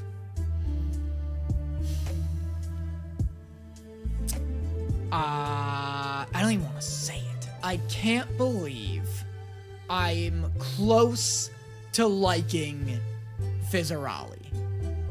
That's all I'll give you. Here's the thing. He's still outshone by Stolas. Because Stolas is, like, so funny. He's just so funny. And a great singer. And so great. I just love him.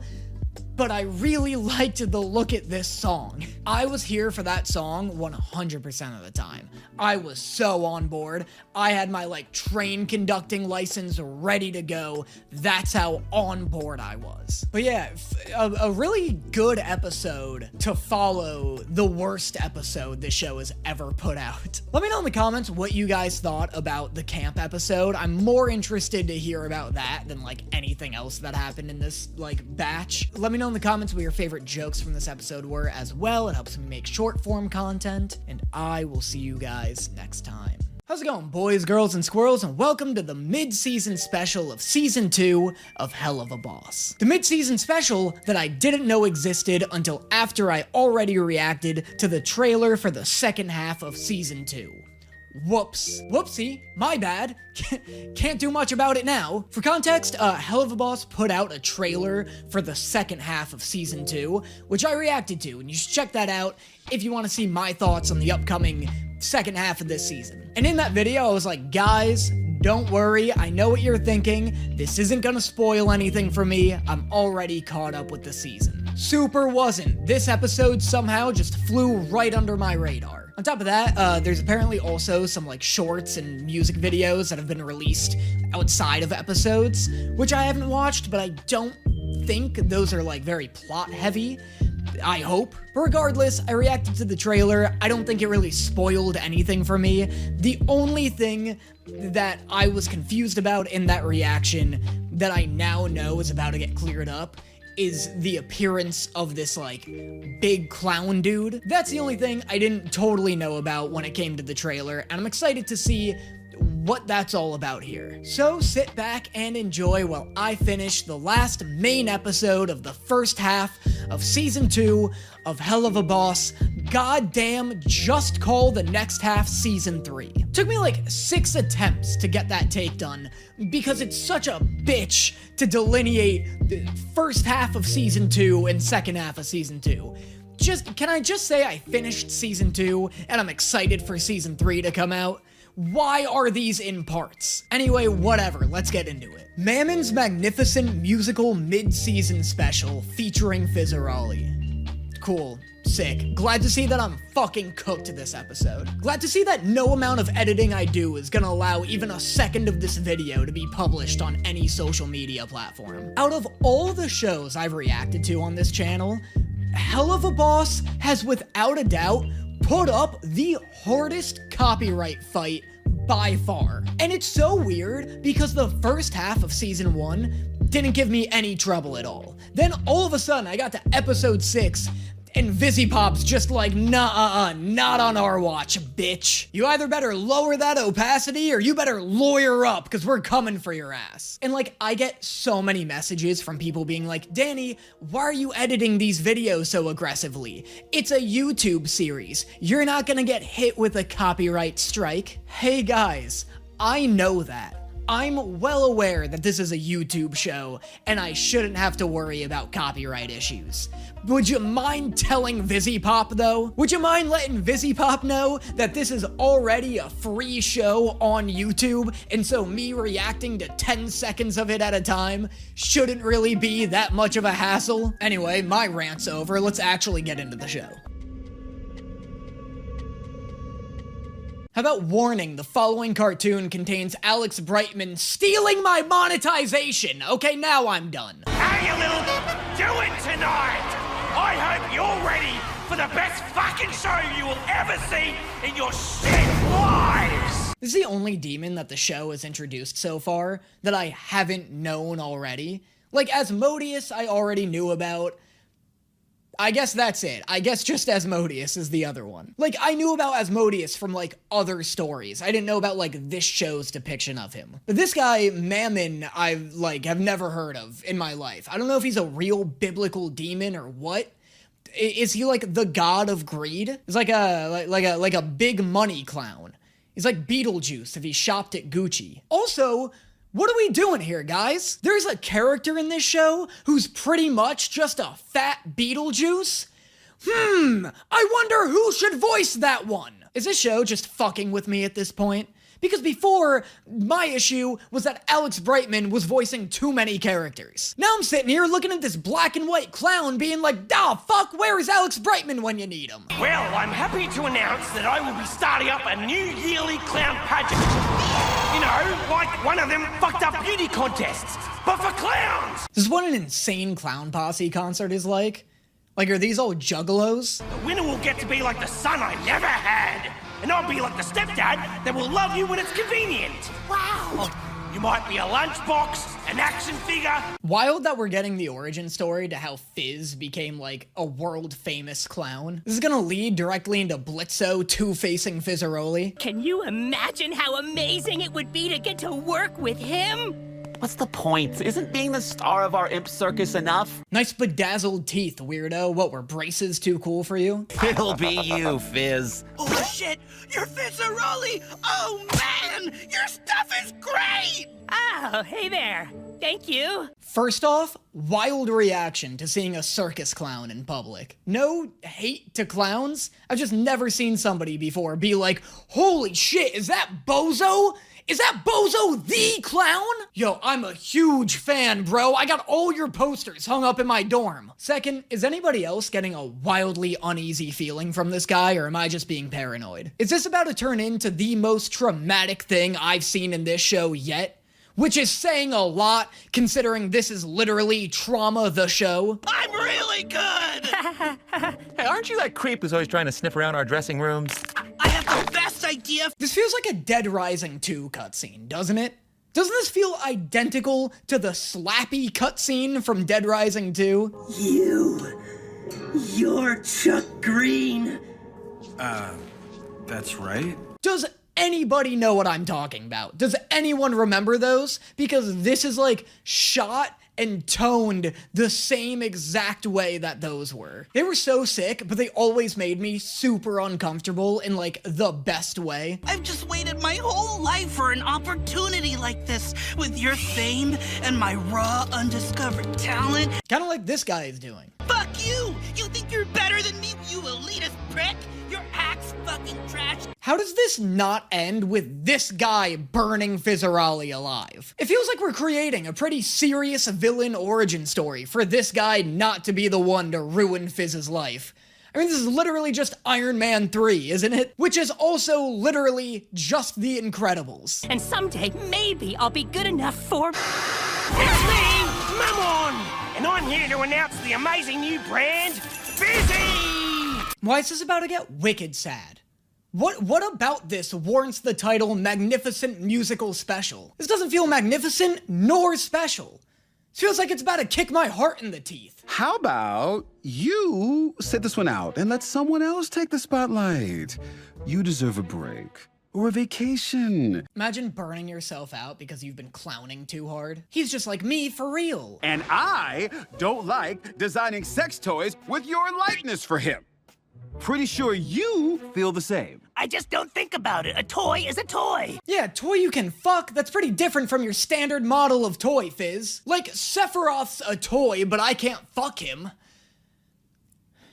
Lord knows I've tried. Oh, but Danny, what if you just— I said I tried! Fizz, I've known that guy since the start of hell, and he fucking sucks. Always has. He doesn't even do clown shit anymore. Imagine saying somebody isn't a clown and meaning that as an insult. Oh shit, the big Oz himself.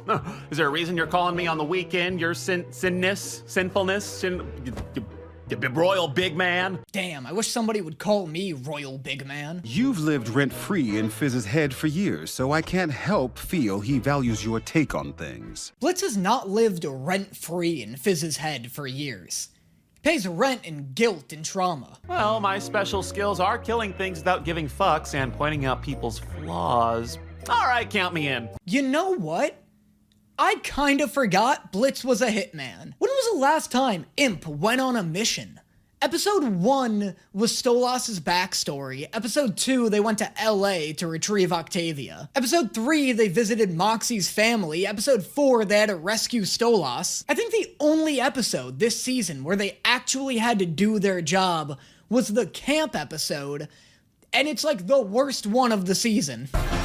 Come on, it's just like old times. I'll make sure no one gives you shit. When Blitz dips under the camera and pops up in another location, is he scuttling across the ground like a salamander? You're looking a bit Shango, yeah? Maybe lose a few so we don't gotta make any more adjustments to the fizzies. Lose a few what? A few pounds? I think he'd have to find some first before he could lose any. This guy gets any thinner, he'll become one-dimensional. Don't you have the world's best sugar daddy? I just need it, okay? Smile inside and out. Love you, Fizz! That was so sad, I hated that. Smile inside and out was such a crushing thing to say. Who would teach somebody to say that? I have an act that's without a doubt gonna fucking lose.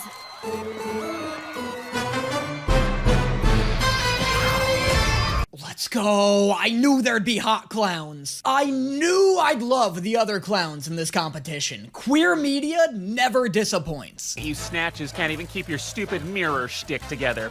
It ain't cute. We don't need to. We put our energy towards our performance and winning Mammon's favor.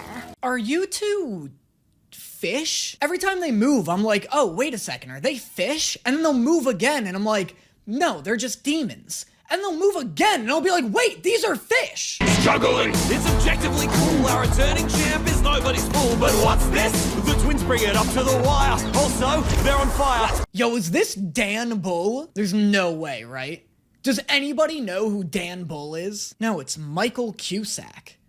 Who the hell is Michael Oh, he's Pim from Smiling Friends! Okay, never mind, that's sick. Everybody look up Dan Bull, though. That dude was awesome. He used to make video game rap videos. Like, he had a sick Skyrim rap back in, like, 2012 or whenever Skyrim came out. He was dope. He was, like, from the era of YouTube where people were just, like, making comedy songs based off video games for some reason. And it's an era that I would love to see return. Hey, you want that Fizzy? To be fucked? I mean...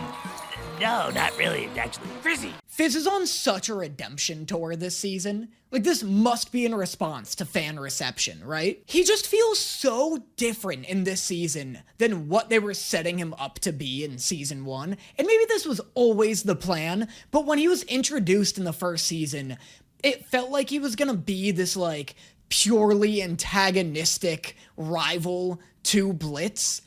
But now he's like, not even close to that. Now he's like a weird combination between Blitz and Stolas. Like, this whole season has just been like leaning into the idea that they're like, hey, we got Alex Brightman to play this cute, quirky, silly little clown guy, but uh-oh, he's just as sad as the rest of them.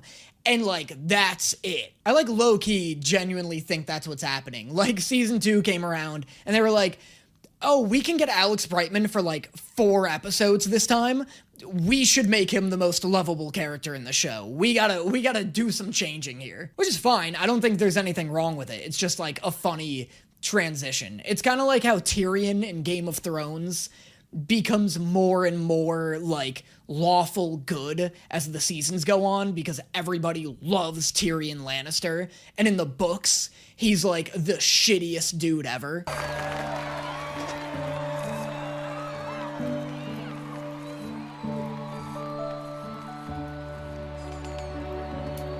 Super funny that this demon clown from hell makes sure that inclusivity is a priority in his career. And honestly, maybe he doesn't know sign language. This is a pretty universal sign for come here. I don't know if that's like the actual ASL like terminology for it, but it's just funny that Fizz is like, yeah, I'm a demon. I'm not fucking ableist though. Such fucking trash. Always has been. Except now, I have to see your smug face plastered on everything, everywhere. Fizz, don't listen to this guy. Dude hasn't changed his shirt in 15 years. You really think this dude's a credible source of criticism? Your sex bots can't even get me off right, you know.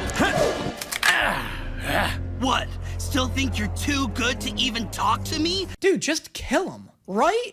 Like, whatever, you're in hell. There's no laws, fuck him. You're not done with me, Fizzy. Oh my god, shoot this guy just to be safe, what? How are you letting people get away with saying things like this in hell? So you are fish then? Get ready for a new look, new rhythm and a new hook. This slaps. This goes outrageously hard. I like can't understand any of the lyrics. This is borderline the equivalent of like hip hop mumble rap, but the visuals are sick and so is the melody. Be my little piggy, let me scratch your dirty itch. I'm a clownfish. Oh, they're clownfish! Fuck, it's genius! It's okay. You're fine. You need to be fine. Fizz!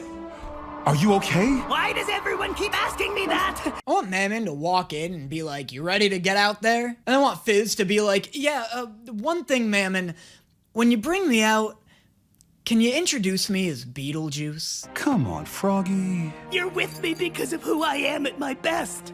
I'm barely worthy of working with a king of sin because this is who I am. Yup, there's that trauma. I knew it was lurking around here somewhere. That's tough, Fizz. That is brutal. Without all this, I'm just nothing.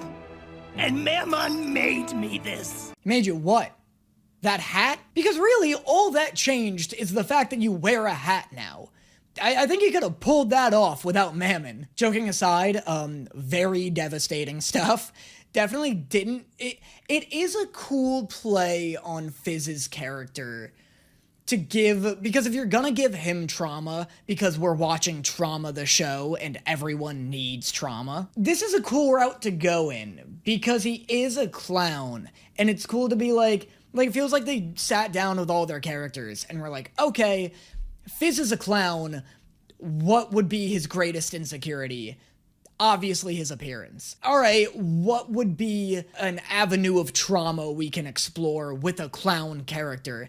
And it's cool that they, like, used his profession to explore something, you know what I mean? Like, it's cool that they were like, rather than be like, oh, Fizz's father beat him as a child or whatever, it's like, okay, we have this clown character, let's explore the horrors of show business. Let's explore toxic relationships between managers and their clients, and how managers can leverage their clients' insecurities and need to be seen and be famous to manipulate them. It's cool that they, like, took what was already here with this character and, like, built upon that.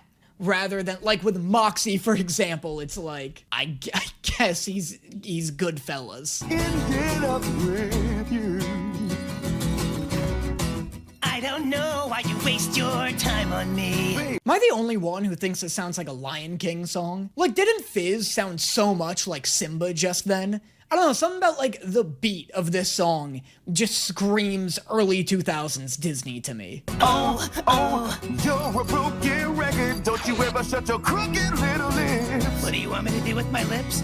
Nice. I like how the show had to remind itself that it was a comedy before going back to this very unfunny song. I like how the show had to remind itself it's a comedy after, like, 9 minutes of no jokes happening. You make my crooked heart do froggy little flips. Ribbit. I guess he looks like a frog? Am I the only one who's, like, out of the loop in this frog thing? And a part of me kind of likes that, because a part of me is like, oh, it's cute they have this, like, inside couples, like, nickname bit that, like, is such an inside joke the audience doesn't even get to be in on it. And I guess he sort of looks like a frog. It's just, like, not the name I would have first come up with. Probably something like Clown Boy. It's like a fine song, right? What's the general consensus on this song? I feel like people probably love it. If people told me that this was, like, the most beloved song in the show, I wouldn't be shocked at all. It's no Loser Baby. It's like this show's equivalent of Loser Baby, but it's nowhere near as good. It's nowhere near as good as any of the love songs Moxxie sings for Millie. I'm pretty lukewarm on this song. Am I nervous about viewer backlash? For sure. Obviously, every 5 seconds in between takes of this video, I check my window to make sure there isn't a brick flying through it. But that's just, you know, you gotta roll the dice sometime. You want authentic, genuine commentary from me? That's what you get. I ain't gonna lie because I'm a scared. You're gonna listen to me now, bitch! Fucking finally, I don't know what we've been giving this dude the benefit of the doubt for.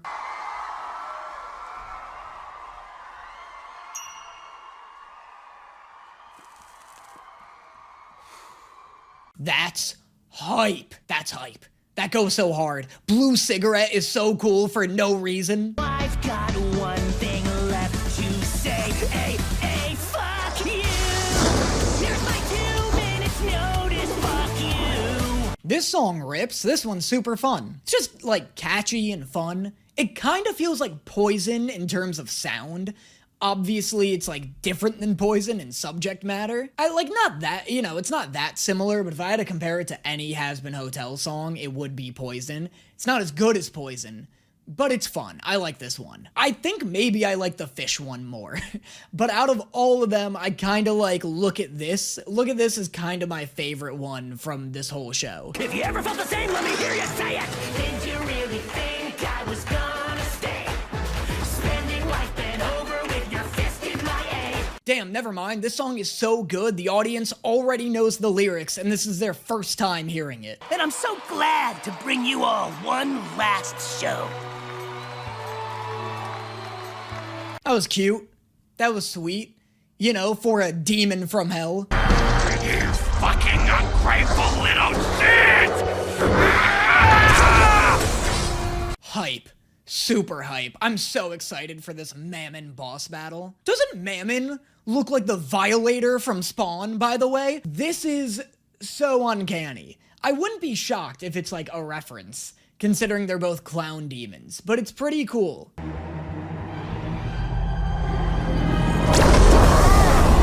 Better back the fuck up, ma'am.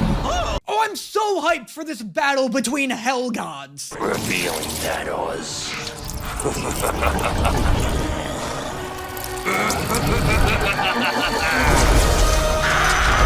Damn it, what? No fight? Look, I'm fine with them just setting up this conflict this season. Either second half of season 2 or season 3.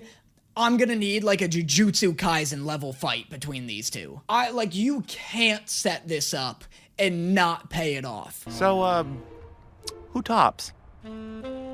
No, but seriously, answer the question because I'm also very confused. And that is episode 7 of season 2 of Helluva Boss. Pretty good, you know? Pretty good. No fight, that's a bummer. Songs are pretty good. Great animation as always. This show's animation is like stunning, and there's a lot of really great, like, little subtleties to the animation. Like, I love that everyone is kind of glowing all the time. Have you noticed that? Everyone's eyes are always glowing. Asmodeus, that's his name, right? Asmodeus is, his whole fucking body is glowing. His hair talks when he talks. This was just a great showcase of this show's animation, this episode. But as always, let me know in the comments what you thought of the video. Let me know your favorite jokes from the video as well, and I will see you guys next time. How's it going, boys, girls, and squirrels? Today is cause for celebration, because for the first time, maybe in my entire YouTube career, I'm finally going to be caught up with something. Except, psych, who knows? Fizzy's probably gonna drop another short or something the moment I'm done recording this. Every time I think I'm caught up with something, a new fucking something comes out. The past few weeks that I've been reacting to Helluva Boss, in the comment section, I keep seeing people badgering Fizzy, being like, when's Full Moon coming out? Full Moon when? And I'm always leaning back in my chair, laughing my ass off, being like, oh, them's the breaks, Fizzy. You'll never satisfy them. Just like living in my supervillain era, you know? Just sitting here enjoying people badger a YouTuber who isn't me for something that they're trying their best to get out on time. Every comment section in every Helluva Boss video for the last 3 months has been nothing but when's Full Moon. And that was funny to me. But then Full Moon came out, and now every one of my goddamn comment sections is flooded with when Full Moon, Danny. I put out a Demon Slayer reaction, nobody cared. I said Black Butler Season 4 was coming soon. Nobody cared. I don't even know if I'm technically an anime channel anymore, because after this is the Owl House, after Vanitas is Avatar The Last Airbender, if I can wait that long, and I just recorded my reaction to Murder Drones. Spoiler, I love N. Anyway, Full Moon is out. By the way, that's another thing. I told people I was getting into this one, accidentally called it New Moon. Dragged through the streets. One day I'll react to this show without getting fucking damp. So let's get it. Let's get Helluva Boss, and then we're finally caught up with something. And then everyone can look forward to the panic period in which my views aren't as good anymore because I'm not reacting to Has-Been Hotel or Helluva Boss, and I just start throwing out series and seeing what sticks. That's exciting. That's super exciting. Please make the Owl House do as good as these do. Actually, by the way, I just realized I haven't at all talked about what I want from this second half of the season. Very quickly, my predictions, my hopes, and my dreams for this season is just for Stolas to find happiness. That's all. Genuinely, honestly, 98% of the characters could die and never come back, and if Stolas found happiness, I'd be cool with it. I don't think that's gonna happen, because the show either hates me or hates Stolas, because it seems hell-bent on giving my favorite little bird boy the worst life imaginable. Maybe things will be different this season. Maybe this show's had a change of heart, and will finally give him some justice.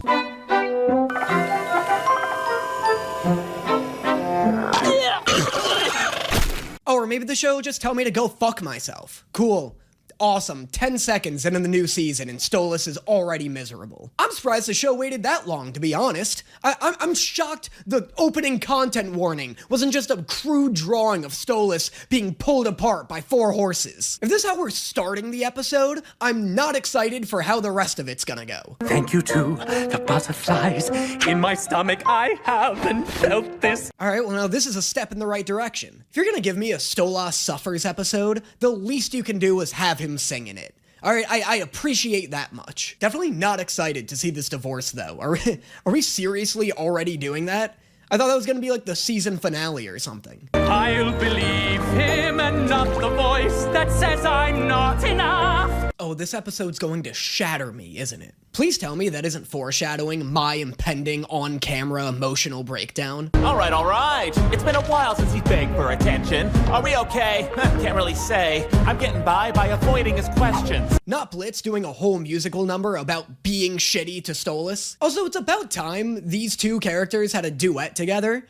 I'm shocked it took the show this long to do something like this. I do kind of love it. Like, I like Blitz coming in. Obviously, I'm gonna love anytime Stolas is singing. Blitz coming in really kind of like set this into high gear. I don't know, Brandon Rogers' voice is just like fucking jingling keys to me. He's got such a unique, silly boy voice. We'll keep it light. I'll fucking die alone if this goes bad when I see him tonight. This is so foreboding. I hate this so much. It's like very well done. Like I love them cutting between Stolas' overthinking and Blitz's nonchalance. Like it's building a ton of tension. It's building a ton of anxiety is what it's doing. This meeting means so much to Stolas, and you know that Blitz is just gonna like not give a shit about it and ruin it like he always does, and I'm not excited about it. Make that bird squawk! Really must converse. We'll just stick with what makes sense, like him sucking my... God, this is the... Oh, why do you do this to me? Did you guys really have to trick me into thinking that Stolas was yoinking his doink? Is that really what I needed on a Wednesday afternoon? Sure hope this glass doesn't break. Oh, the worst case scenario. Are you sure you didn't mean hope this glass doesn't murder us both? That was way worse than just breaking. Also, good joke. Good solid, like, season 1 core joke. I'm glad we're back to this, like, silly, random humor. How could I ever repay you? No need, ma'am. I was just in the right place at the right time. What a situational scam. Feels like a lot of things need to go right for this scam to even come close to working. I feel like you have better chances of just holding him up with a gun. I had to sell it, didn't I? How'd we do, Cletus? Not great. Let's set up for another run. Oh god, Cletus is back. If this episode can somehow trick me into liking Cletus, it will be the most impressive feat of writing since the Bible. We are still helping people. We just provided that man with an opportunity to be selfless and heroic. That's kind of clever. I like that. Like, that's at least a clever way for these cherubs to justify to themselves robbing people. I buy that, like, they don't actually believe that that will get that guy into heaven, but I buy that it's enough for them to lie to themselves. So far, solid episode. Maybe I'll end up liking these guys after all. Hell spawn. But I'm just a little baby. Why would you... Drop the bullshit! Oh, bash his face in! I fucking hate these guys! Wow, that was fan service at its finest. Way to give the people what they want. Felt like dressing up a little since it's been a few months since I've been inside of his feathered ass. A few months? Yeah, the bird started giving me more ways. The bird? How dare you, sir? Blitz, I swear to God, I would wring your weird little lizard neck, but I'm afraid you'd like it too much. But you don't have to come if you don't want to, Blitzy, so I've just been taking breaks from having to plow his feathered ass into his fancy ass mattress. Oh wow, sounds like he's really respecting your boundaries and trying to build an intimate relationship with you, you fuck! Oh shit, he's getting bored of you. What? Yeah, man. If someone wants to see you less and less, big red flag. Luna, I swear to God, I'd wring your weird little wolf neck, but I'm afraid I'd like it too much. Don't you dare plant seeds in a Blitz's head. That's gonna ruin this relationship. Don't worry though, this book ain't going nowhere if I have anything to fuck about it. I'll dick him so good, he'll let us keep this thing another year easy. Am I crazy, or did everybody used to be a darker shade of red in this show? I could absolutely just be crazy, but I've been watching this show like once a week for the past several months. Fuck me, Moxxie, we've used like all the shit in this box. If Stolas is bored after this, I need to up the ante. Is the fact that he's a bird not enough for you? I know you've got a thing for horses. The show has really been laying into it lately. But how many goddamn animals do you want the man to be? Our government has quadrupled our funding and allowed us unfettered access to the most bleeding edge military advancements. Oh, they're growing popes! Or is a pope like a Pokemon and these are his 3 forms? A Popemon, if you will. That'd be kind of ironic, wouldn't it? If the Pope could evolve. And we can't very well send children. But after last time. Dude, I told you these guys were Kids Next Door villains. They just sent numbers 1 through 5 into a hell portal. Also, what do you mean the portal's only big enough to fit a child through? This guy could totally just crawl in there, couldn't he?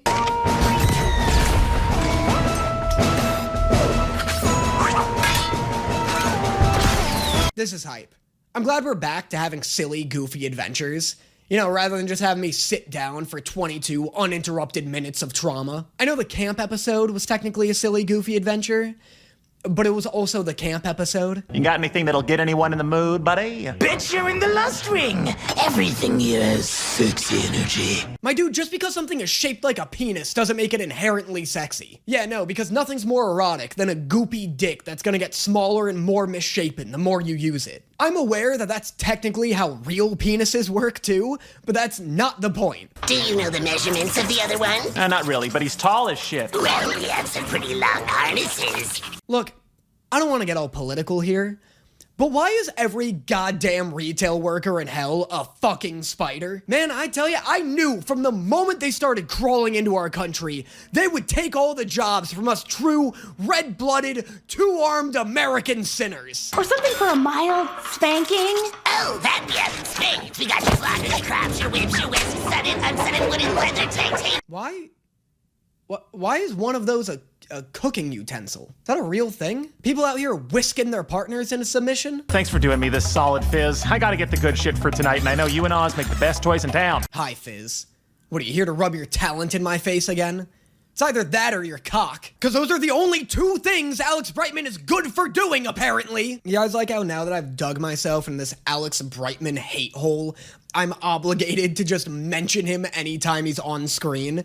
I don't even have I hardly had a joke the moment Fizz showed up, and I was like, all right, let's come up with something. And I did. I think I did a good job. Moving on.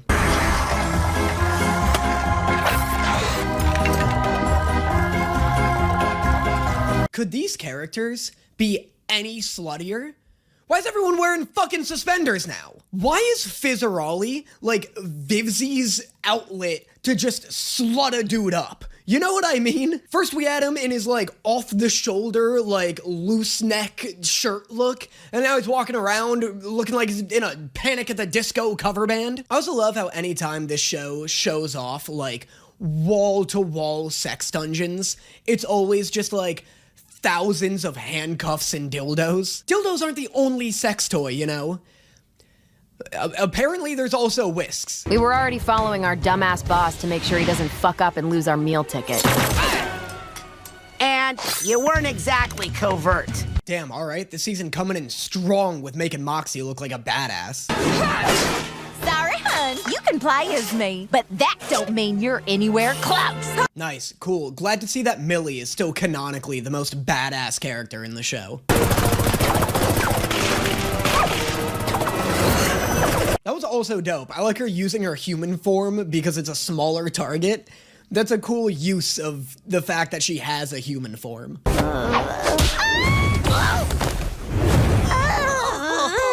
So, how'd it go? Nice. Nice, what a fun little romp of an episode. Pretty good episode, it was funny, it had returning characters come back in like interesting ways. I liked seeing Blitz tour sex shops, that was fun. Just like an overall high quality episode. Fuck me, we're still doing this? Do we really have to do this? I know this is how the episode started, but I was kind of hoping the show just kind of forgot about it. Like this extra large candle that smells like horny. Nice. We love a candle that smells like horny Blitz. Good work. We can roll credits now, right? I got whatever this little guy is, but I'm sure there's someplace in your cloaca we can stick it. Oh my god, why was that line so much louder than the rest of his dialogue? Also, what the fuck is a cloaca? Look at this bad boy! Ugh, I don't like that it starts off as a pen. You're like a fucked up Percy Jackson. Hold on, Stolas, come on. Is this because I've taken up skipping a few rounds with you in bed because I'm busy? That ain't fair. Wait, what? How is that not fair? The one thing you're supposed to be doing in order to hang on to this book is fuck Stolas. If you're not fucking him, why should you get to keep the book? You know I don't disappoint. No. There's no need. I've made up my mind. Stolas, please. Let's go, Stolas. Let's go. We love a self-respecting king. Kick him to the curb. But you will be able to go anywhere you want in the human realm without fear of consequence.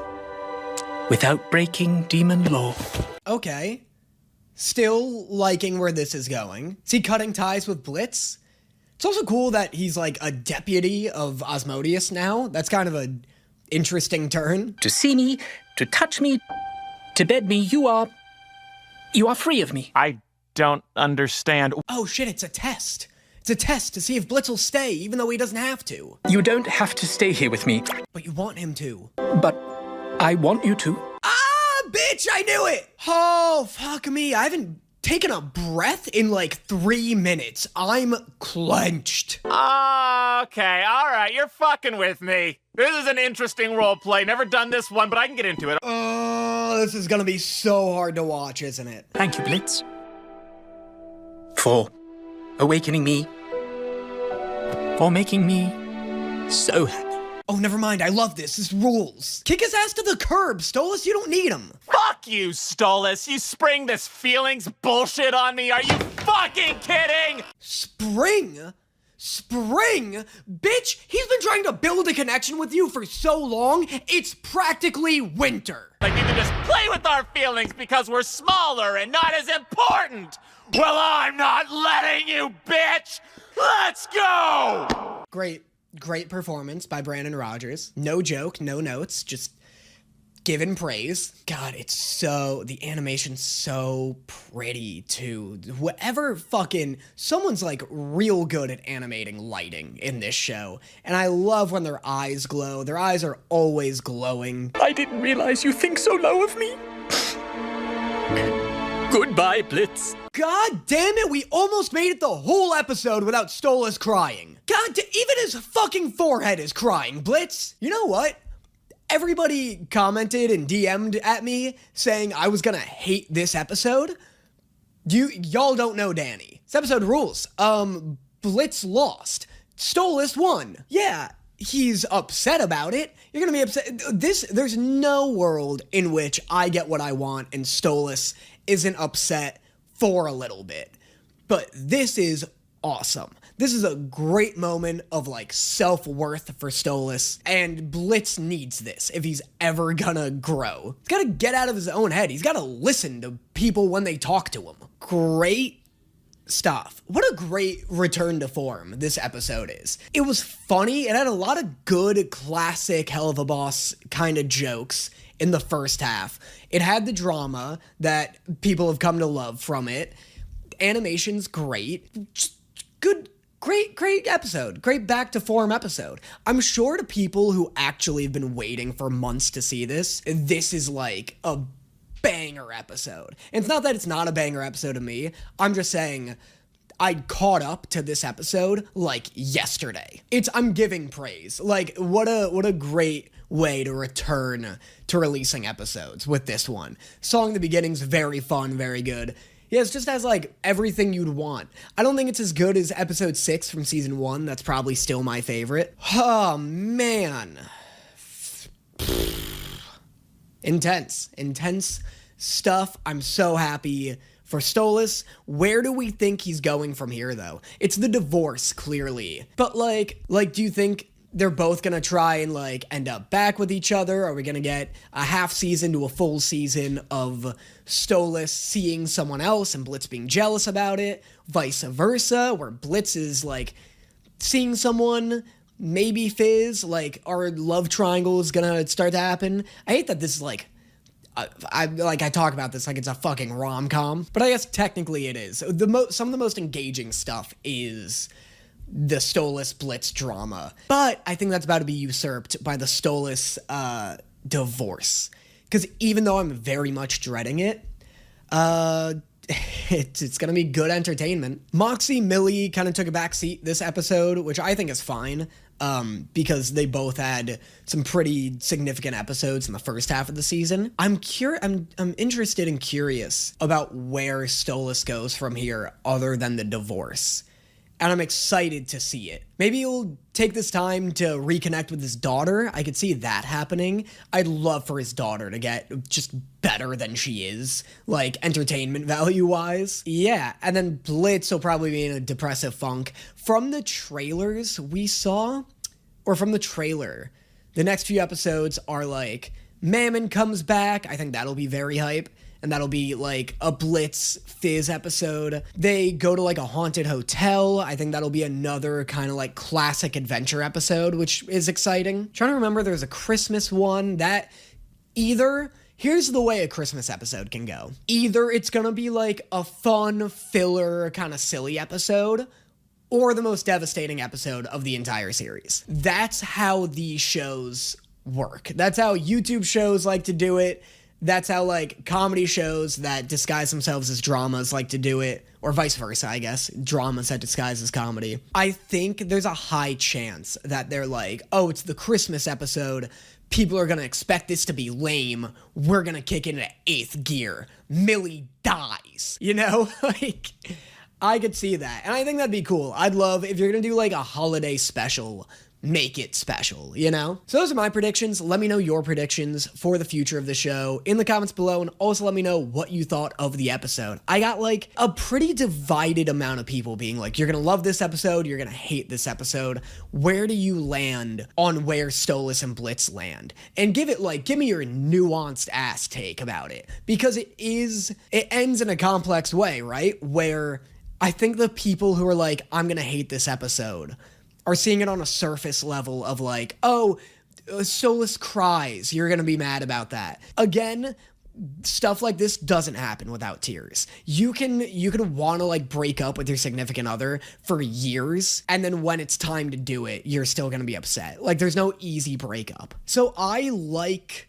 where it ends for Stolas. But with Blitz, I get a lot of hate for my Blitz slander. I think this is a good trajectory to give him a redemption when it comes to Stolas. People like come at me for not liking Blitz, which whatever, but it's like, I only don't like him in regards to his interactions with Stolas, which I think is so fair. Love Brandon Rogers as a voice actor. I haven't watched like any of his YouTube stuff. Seems not for me. And I love, like, Blitz was my favorite character of season 1, for sure. There are like several videos where I say that. But he is just so fucked to Stolas, and the combination of him being fucked to Stolas and the fact that the comedy has kind of like taken a back seat in season 2. Like, if the comedy's taken a back seat and Blitz is no longer like the funniest person on screen, then all he is mean to Stolas. You know? Everyone has trauma. Everyone's gone through crazy shit. I get that Blitz has gone through some real crazy shit, but so is everybody. Again, so he's not elevated because he has trauma, because everyone has trauma.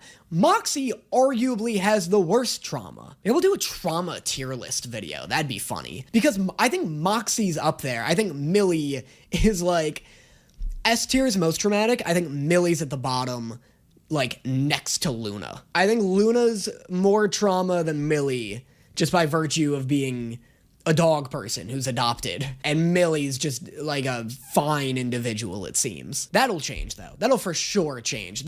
No one like gets through this show untraumatized, for sure. Fizzy will make sure of that. All right, I've yapped enough. I've run up the meter so that this video isn't like 10 minutes long. Anyway, let me know in the comments what you thought of this episode, and also comment what else you'd like to see me react to in the future. Like I said, Murder Drones will be a short one because there's only 7 episodes, so I'm gonna sprinkle that in just every time I need a palate cleanse. Vanitas is going right now. I'll finish Vanitas for sure, but I might spice in some Avatar: The Last Airbender because a lot of people wanted Avatar to come back, and I do too. Owl House, I'm hoping is my next like prized horse next to Helluva Boss. We'll see. And yeah, just let me know. I won't do Alien Stage. A lot of people are commenting about Alien Stage. It seems like it's just songs, and that's just a fucking nightmare waiting to happen. I hate good music. I don't have good music taste, so even if it's good, it'll be lost on me. But on top of that, God, what a copyright nightmare. Anyway, I'm out. I don't know why I've gotten so douchey and casual in the end of this video, but here I am. I'll catch you guys later. Let me know in the comments what you thought, and I will see you guys next time. How's it going, boys, girls, and squirrels? It's me, Danny Damp Mata. Why am I so damp? Because I'm currently drowning in reaction series. Can I catch a break? Can I catch a single goddamn break? Please, Vivzy? Through a combination of my own hubris and this show's outrageous release schedule, I have found myself just buried beneath, like, 5 different shows that I'm supposed to be reacting to right now. Helluva Boss is over, or so I thought, so that was done. I just started the Owl House. I haven't reacted to Vanitas in like 2 weeks because my dumbass was like, oh, you know what? Vanitas isn't doing that well. Let me throw out an Avatar The Last Airbender and see how well that does. Spoiler, worse than Vanitas. Now I got everybody up my ass begging me to react to Good Omens, and I'm like, I'm just a man. Just a wet man. On top of all of that shit, Vivzy decides to drop Apology Tour. Just right on my head. So, let's watch Apology Tour. Let's get into it. Fuck it. Let's do it recorded. Hello, Stolas. Holy shit, Blitz just jump scared me with his presence there. I know we saw his silhouette, but that so didn't sound anything like Brandon Rogers. For a second, I thought this was a completely different imp who was just shaped like Blitz. I was so ready to be like, ooh, who's this new character? Haven't heard this voice before. And then it turned out to just be Blitz exercising his incredible vocal range. You haven't been answering my text, and I sent you a bunch of funny shit, so what gives? I was hoping my lack of ha-has in response to the photos you sent would be an indicator I didn't want to talk right now. Well, you gotta be more clear than that, Stolas.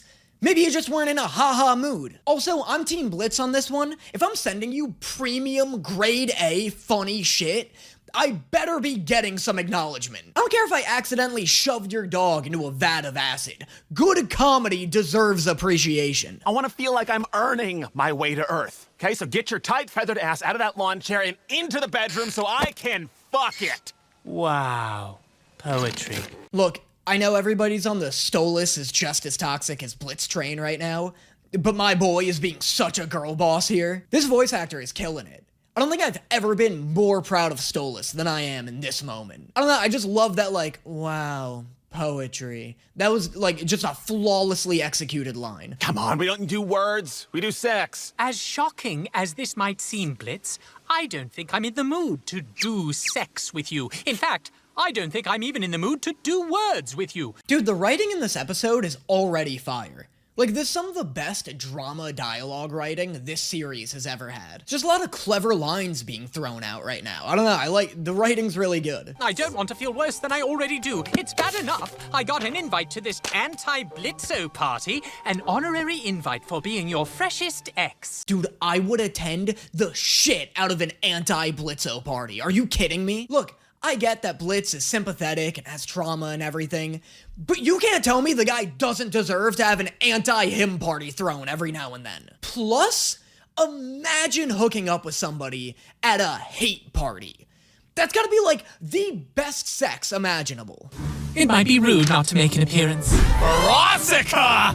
Of course, that fucking bitch. If it makes you feel better, it sounds like she super isn't over you. Yeah, nothing says I'm over my ex like inviting his ex to a party dedicated to him. Oh, please, everyone hates me for shitty reasons. In the end, everyone's just bitter they couldn't tie this ass down. I'm too much imp to simp. Okay, but some people also hate you for ruining their life. And or ending it. Though, to be fair to you, I will admit you are, in fact, too much imp to simp. I'm tired of this. I'm uncomfortable with how you're speaking to me now. Oh, come on, Stolas. You can't tell me this isn't a fantasy of yours. You want me to show your rich, princey ass what a real fucking is. You know, it'd be a lot easier to sympathize with Blitz if he weren't so ruthlessly sexually aggressive. Imagine how terrifying it would be if you were having a conversation with someone and you were like, I'm uncomfortable with the way you're speaking to me right now. And in response, they started crawling over the table towards you like, oh, you think you're uncomfortable now, bitch? Like a fucking overly horny Freddy Krueger or something. Yeah, nothing makes me more comfortable with the situation than somebody turning into a crab and grabbing at my belt. You get off to getting plowed by people you look down on. I don't look down on you. How many times do I... Damn, that one upset him so much he grew pupils for a second. And I didn't know he was capable. I stopped him the first time, didn't I? The first time? Yeah, oh. In Blitz's defense, The fact that Stolas didn't know about Stryker's first assassination attempt on him never occurred to me either.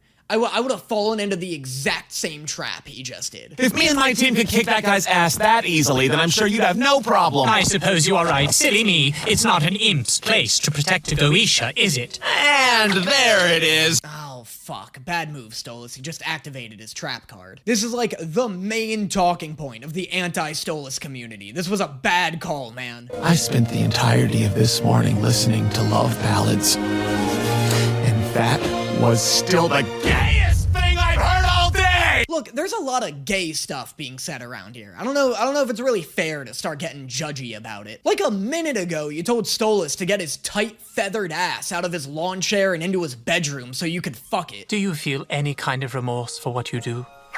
Have you ever even apologized once in your life? Oh, you think I can't apologize? Dude, I don't know why, but I love Blitz's tail, like, flicking with rage. That was just such a great little piece of animation. Like, I can feel his fury building, even though his body is staying still.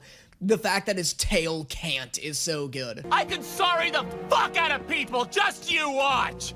I sorried Fizz so hard he cried! And I can sorry more people, everyone but you! Wait, that's what this episode's going to be about? It's Blitz going on an apology tour out of spite?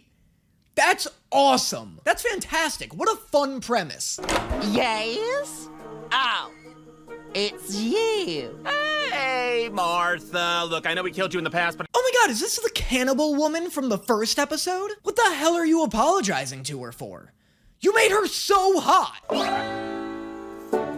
Yeah, that's fucking right. And she's fucking hot demons! Are you sure it's too late to turn this into a You're Welcome tour? Hey, remember when I got mad because Stolas was sending Blitz really long and heartfelt and genuine paragraphs over text? And Blitz would only reply in like 2-word broken English responses. And then remember when everybody was like, Blitz isn't an asshole, he's just illiterate or dyslexic. It's unfair for Stolas to send him such long and complex messages. Not looking so dyslexic now, is he, assholes? Oh, does it turn out that Blitz, I don't know, just kinda sucks sometimes? Does it turn out that that's kind of the point of this episode specifically?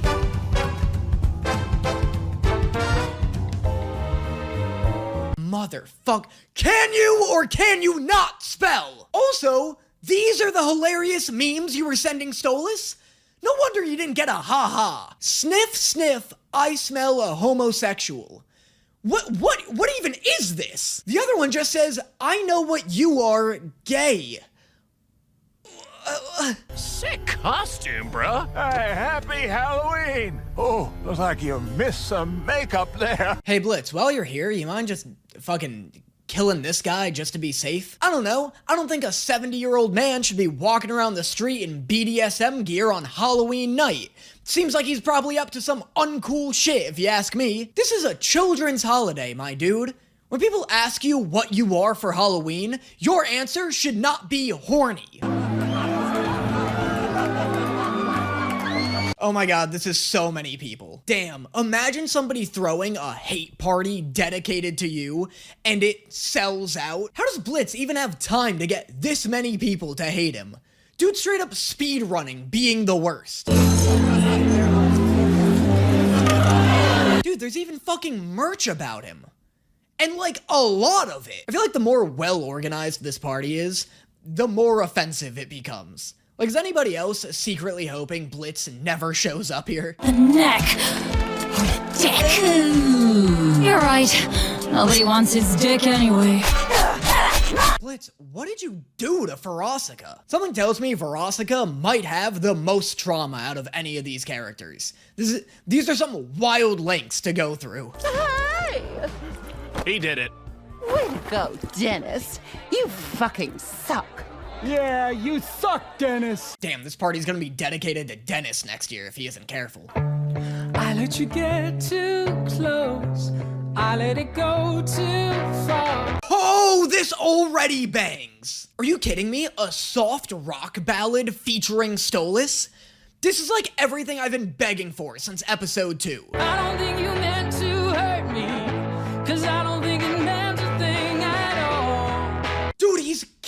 writing this song. This is a musical massacre. This is a lyrical genocide. But I keep on waiting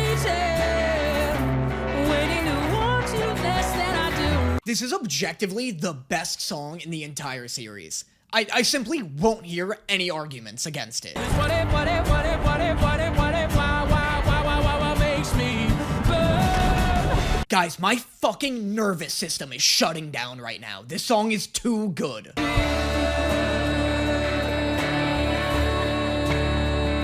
Dude, honestly, this episode is all I ever wanted for Blitz's character. And I'm not saying that in like a mean, masochistic way. Like, I'm not saying that because Blitz is feeling bad. I'm saying it because this is like such a good arc for him. It feels like I'm glad he can't say anything because he's undercover. I'm glad he has to just like stand there and see the results his actions have on people's feelings. I think this is like the best situation he could possibly find himself in because he can't fight back. That's always his problem, is people are like, you make me feel this way. And he's like, well, fuck you, blah, blah, blah, I'm Brandon Rogers. But because he can't do that, he actually has to listen. I've always been real shit at sorries, okay? They're for pussies, and no one fucking deserves them anyway, but I... Oh, you sassy fucking owl. That's why you're my favorite, bitch. This is like the one time Stolas has executed his right to be an owl, and it's executed flawlessly. There is a crowd full of people here who cared so much, they throw an entire fucking party about hating you every year. Dude, that's what I'm saying. There's like 40 people here who are violently not over you. Blitz is the only person who can crash an annual party dedicated to him and be like, nobody cares about me. Don't get on that train. It's going to London and I cannot be without you. Oh, Stolas, that's a rom-com. Yeah, and so is this, Blitz. You're constantly doing insane movie-esque shit. Last month, you crashed an Italian mob wedding and murdered half of the attendees. Don't act like drama doesn't exist in your world, you just don't want to put in the effort. You! Why are you here? Wow, I've never seen somebody fail a real-life QuickTime event before. Hello? Great song earlier. You have great pipes. Thank you. Yeah, he sings fantastic. We're talking here. Yeah, what, dude? What about Stolas violently crying on the couch next to his friend made you think this was an invitation to go hit on him? Also, I like how this guy's shirt just says better than Blitz. Like, if that's not a sign, I don't know what is.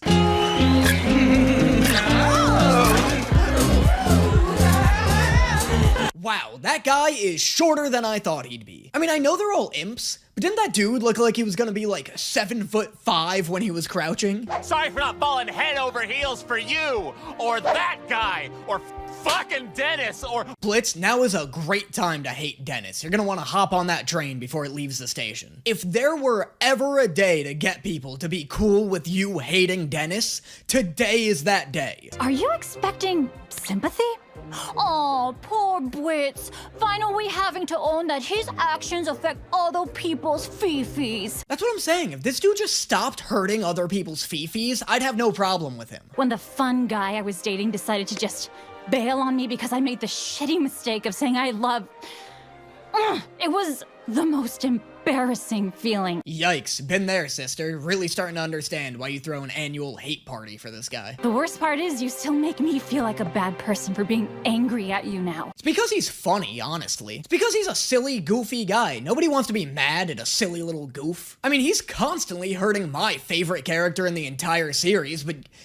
oh, heck, I just love his silly little face.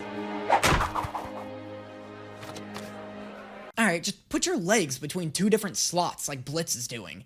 Your thighs ain't that big. You ain't so thick you gotta commit vandalism, Verosico. Let's not flatter yourself here. No snarky comeback? No. You're right. I actually am, sorry. Let's fucking go! This is all I wanted. This is all I ever wanted. Just a little bit of remorse. Just a little bit of change, that's all. Now all I need is like one instance to show that he's actually changed, and I will be the happiest little clam. You know, if you want to change, it just starts with saying, good for him. Hope he gets laid. Says the woman throwing an annual hate party for her ex. Why are we taking dating advice from Verosika again? I always get whatever I want, and I want it. Blitz's bloody little babushka rap makes me so sad. I just wish somebody would come and unwrap him, like the little gift that he is. But this much is true. Great episode. This is literally everything I asked for in my second half of Season 2 prediction video. This is all I wanted. This is 100% of what I wanted, and more. I love that he's arcing. That's so good. Here's how much I like this episode. This is the first time in the entire series that I, can't wait for the next one to come out. Even though this is, the first time in my time of, watching this show that I've been, caught up, even when I was, in Season 1 and early Season 2, when I would finish an episode, I was like, oh, that was fun. I'm gonna go off and continue my day now. This is the first time I've ever been like, what do you mean there's not another episode? I'm so excited to see what happens in the next one. My prediction is that it's gonna be, a silly, goofy adventure, which I think it should be. I think the next one should be, Blitz is bummed out, he's a little depressed, he's probably, bottling it up, so we're not gonna, it's not gonna be, on his couch, immobilized. And I think he's gonna, the idea of the episode is gonna be you know what? You know what'll get you out of this funk? Going back to work. Let's get back to work, let's do a classic adventure, that'll fix ya. I think the next one's gonna be, him just getting his mind off of things. I don't remember, what was the title of the next one? Oh, wow, so the next one's in October. So we got a couple months in between. That's interesting. Next one's in October, and it's Ghost Fuckers. So yeah, I think the next one is... Where is this hotel? I think it's this. I think it's this, Ghostbusters. Prepare to get sucked off to the astral plane, bitch! Damn it, Blitz, they aren't ghosts. These are just shriveled humans. No offense. Yeah, so, and I think that's good. I think that's, a good structure for this, because we just had two back-to-back, intense Stolitz episodes. I think we need one that's, more Moxxie, Millie, Blitz-centric. Yeah, great episode. I had people DMing me saying that this is the best one ever. I don't know, I still really like episode 6 of season 1, but this is definitely good. There weren't a lot of, laugh out loud moments. I think New Moon, or Full Moon, was, funnier than this one. But it's pretty fucking good. It was pretty much everything I wanted it to be. I very much enjoyed it. And what I think I'm gonna do from now on after these episodes is do a live stream, so this comes out, well, today for you, but today is a Sunday, so if you're watching it on Sunday, I think my live stream discussion of this episode will be on Wednesday at 2 p.m. West Coast time, so Pacific Standard Time. This will be a very dated part of the video a week from now, but it will be a very exciting part of the video for those watching it on release day. As always, let me know in the comments what you thought of this video, let me know what you thought of this episode, and try and catch my live stream this upcoming Wednesday to chat with me about it. I think that'll be really fun. If you missed my last Helluva Boss live stream, check it out, it's up here, it's called I Was Wrong About Blitz. Yeah, just check that out. This will be a similar vibe. And I will see you guys next time. How's it going, boys, girls, and squirrels? And welcome back to my usual nonsense. After months of only receiving Helluva Boss shorts, we are finally back to reacting to a full-fledged Helluva Boss episode. Now, that being said, this is a very interesting time for Helluva Boss. Because yes, for the past couple of months, Fizzy has only released Helluva Boss shorts. But depending on how you feel about Helluva Boss, they've kind of been the best content we've gotten in quite a while. But it really depends on which side of the fandom you fall upon. Do you find Helluva Boss's drama gripping? Are you compelled by the relationships, and do you want to see how they develop? Or do you long for a time when this was primarily a comedy show? Do you miss the lighthearted adventures when the jokes per second was way higher than it is currently? If you're in that second group, you have been eating so well these past couple of months with these shorts because they've been some of the funniest episodes Helluva Boss has put out in a long time. Which is why I'm very curious to see what this episode's going to be like. The shorts being so funny and so lighthearted and so dense with jokes has me in two minds. Either it means that Helluva Boss is shifting back to its roots, it's heard some of the fan feedback and realized that, like, people miss it being a little less of a soap opera drama, or they've figured out a new structure where the episodes are gonna lean more on the dramatic side,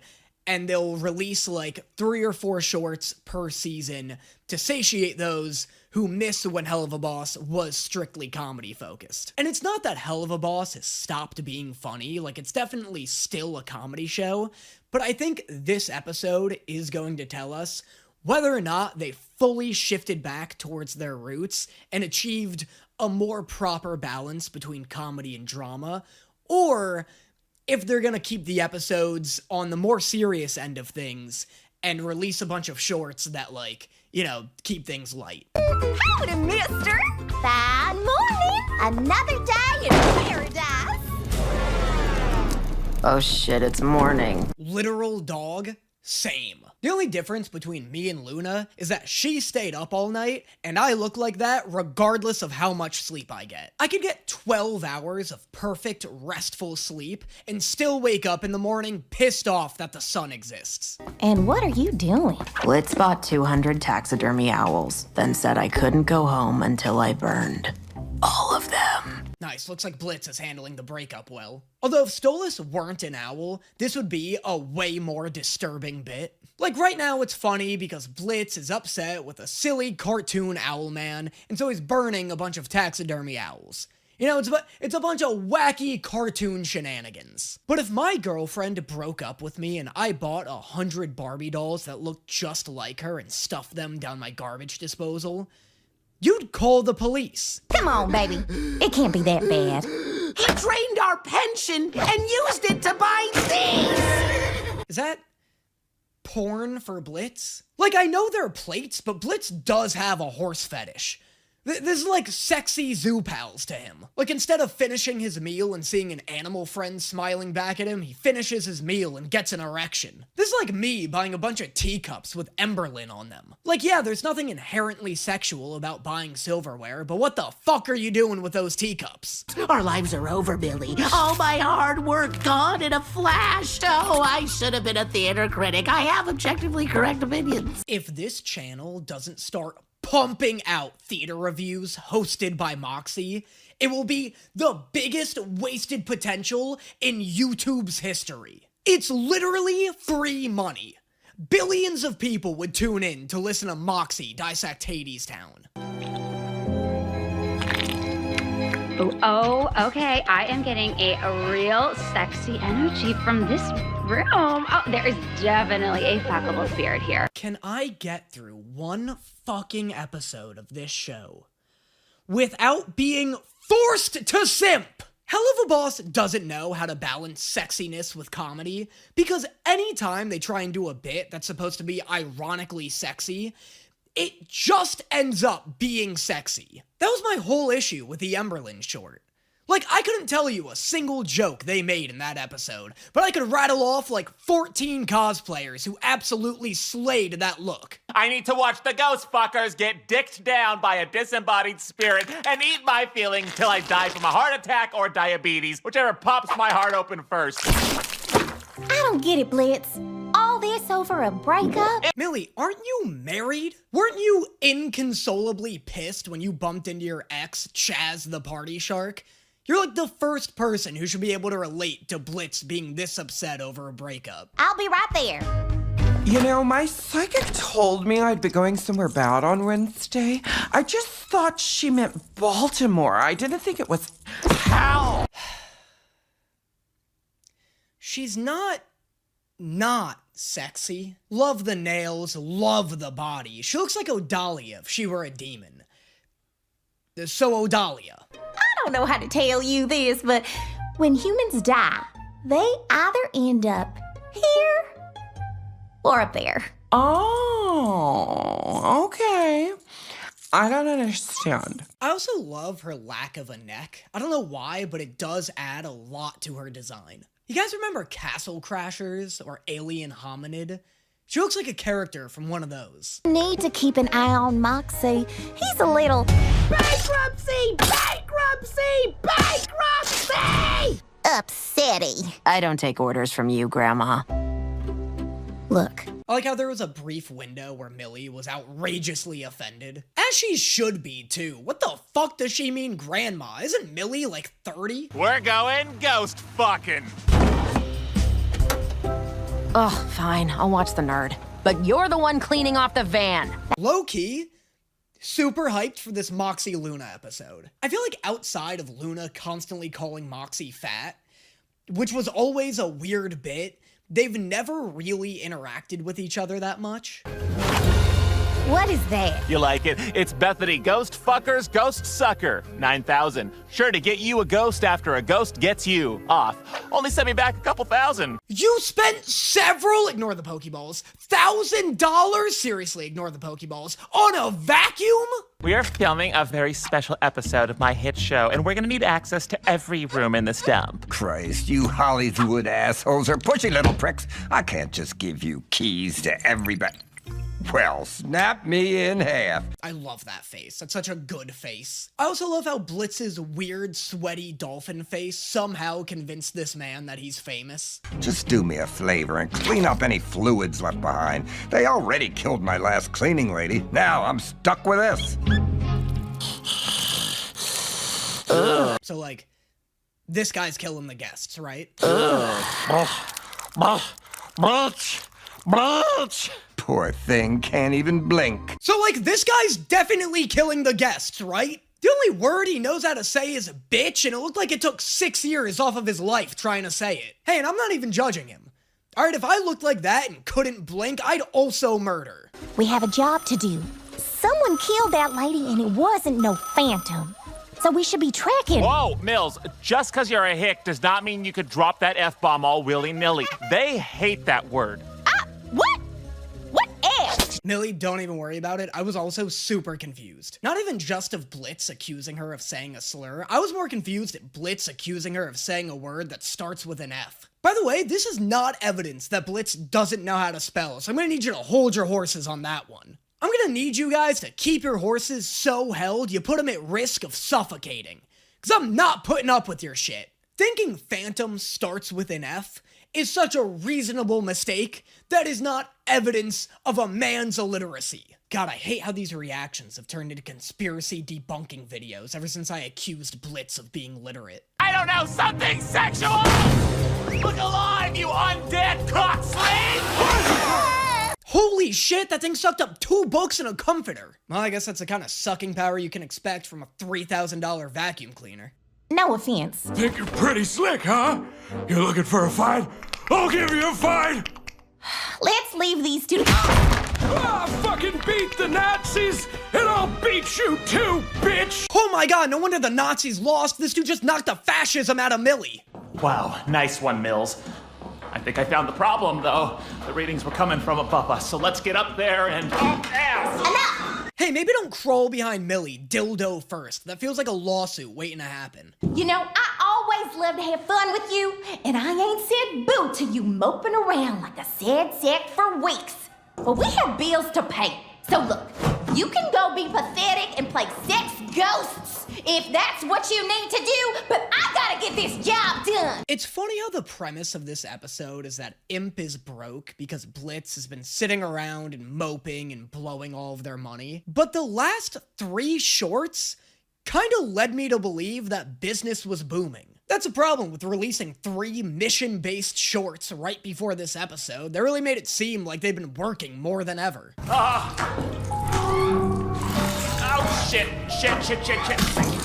Oh, fuck, Millie! That's kinda sick. I don't think I've ever seen that before. The air vent slowly tipping and like oozing blood is such a cool ghost bit. I don't think I've ever seen that in like any horror movie or anything. It's just like creative and like genuinely kinda spooky. But like I love the idea of this thing that should only ever be horizontal inexplicably starting to rise. That, and if the air vent started to like slowly shrink, that'd also go really hard. Bill! You always need help, Blitz. Always needing to take from those around you and leave them worse and more broken than you. Oh, let's go. Is this actually about to be hype? I'm so down for Helluva Boss to try its hand at horror. This has the potential to be so sick. Mom! Mama! I was having the worst dream. Oh, let's not go. Let's stay right the fuck where we are. This has a potential to be so sad. And it always will be. Mom, I'm sorry! Mom, please! Oh, catching the eyeball was heinous. I destroy everything, everyone! I make everyone's lives worse! Not mine. Okay, but everyone else's, though. You the bitch that took our hit? You looking for payback? If so, you came to the wrong fucking bar. Look, not that that wasn't cool, but let's reel it in a bit, Millie. You're embarrassing yourself a little. That was so much. That was so much to do something you could have accomplished with like 1/8 of the effort. If she just threw the knife at him from where she was seated, it probably would have hit him. But instead, she had to make a huge deal out of it like she's fucking Leon Kennedy dodging a chainsaw or Miles Morales just fucking existing. Who sent you? Who are you working for? What? You don't believe me? Imps don't work for themselves, asshole! This one does. That's kind of amazing.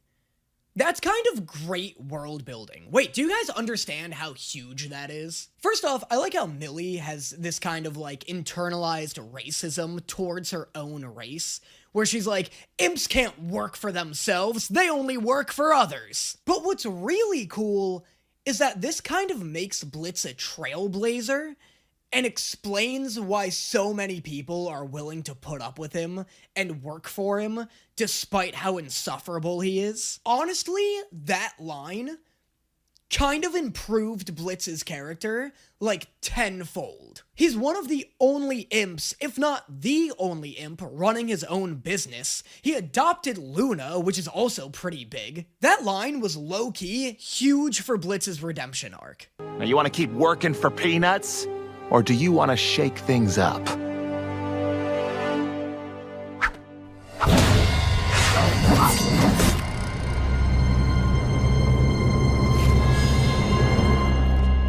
I love for Blitz to just throw up all over himself like, oh my god, I thought you were gonna kill me. Holy shit, that got so close to my face. I can't. How you got me? What, not nice enough for you? I did the fucking best I could. We don't deserve this. We're just Rathians, Blitz. Muscle. Wait, this is so good. These are such huge developments. Any demon good at making a buck is welcome in lust or greed, but here, demons like us ain't cut out for this. Fuck you. What? Millie, I have spent too much of my time, energy, and holes into setting this up for us to entertain your bullshit. Dude, this is so good. People have been on my ass about the class disparities in the show, and for the longest time, I've just been like, what class disparities? People keep sending me charts about this world's social hierarchies and stuff, and the whole Blitz versus Stolas debate is all predicated on the fact that Stolas abused his power and his class position to manipulate Blitz. But none of that is, like, in the show. The Blitz and Stolas stuff is more so, but, like, anytime someone sends me a chart showing me, like, what the class rankings of, like, every type of demon in the show is, I just, like, don't really care, because the show itself never actually does anything with that. I've never felt like this show actually takes its classism themes seriously. I've never felt like the show actually takes its classism themes seriously. I've never felt like the show actually takes its classism themes seriously.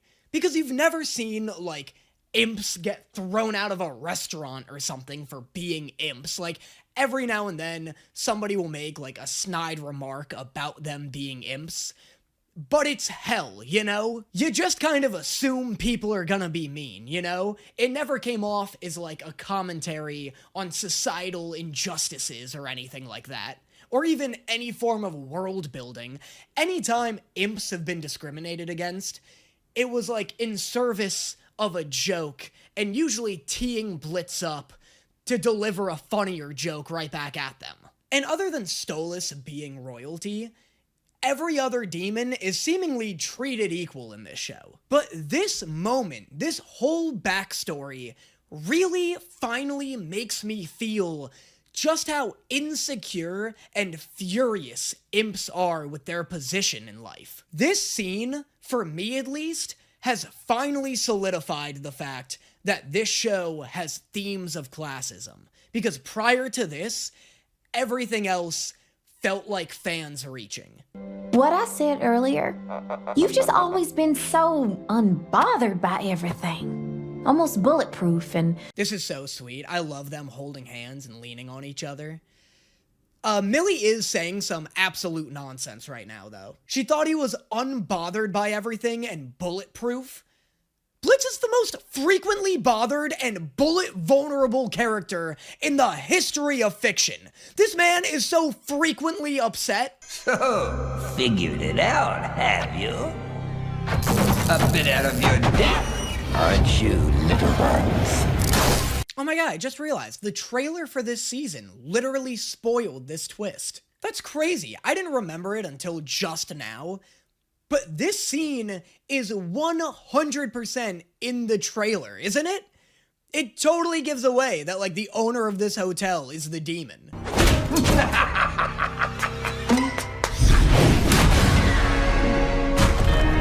Atta girl, Mel! Okay, but how, though? Also, why is he a fish monster? Why is a fish monster running and terrorizing a hotel?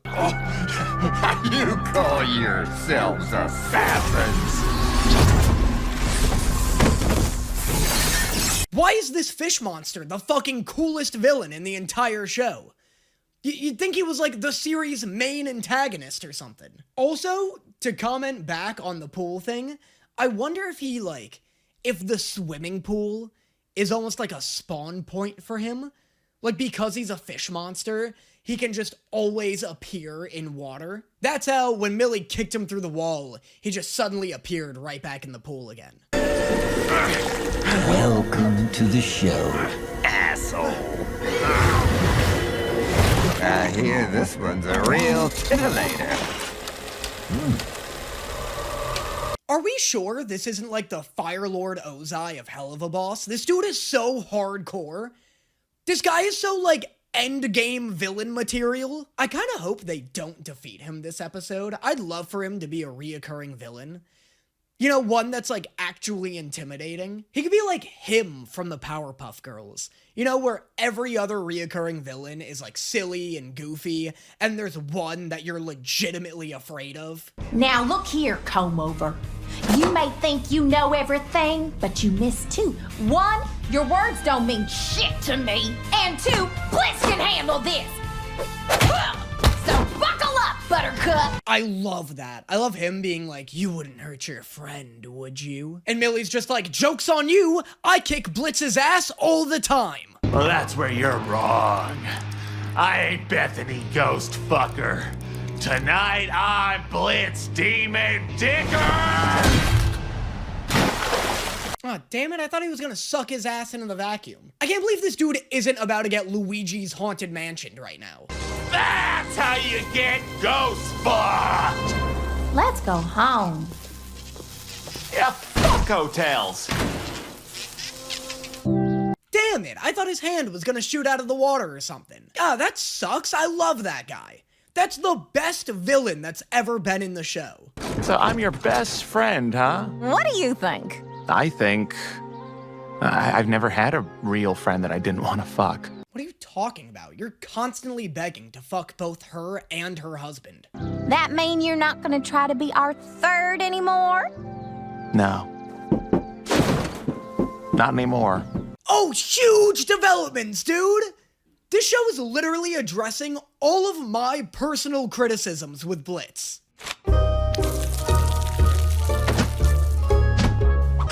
Now, back to Ghost Fuckers. The musical! You know what? I didn't get a lot of bonding out of Moxxie and Luna this episode, but that was enough. And that was Helluva Boss Season 2, Episode 10, Ghost Fuckers. Dude, this show's not slowing down anytime soon. Is Blitz fully redeemed? Who's to say? I don't know if he is, but between this episode and Episode 9, he's definitely, like, on the fast track to being 100% fully redeemed. The backstory between him and Millie and the reveal that Blitz is maybe the only self-employed imp who runs a business for other imps did huge numbers for him. That was great. I love them addressing the fact that Blitz is constantly sexually harassing Millie and Moxxie and needs to stop that. At least if I'm ever going to take the discourse of, like, Blitz versus Stolas seriously. Like, that was such a great moment because it almost retcons the show's own tone. Like, my biggest issue with the Stolas Blitz controversy has always been that, like, it feels like we're cherry picking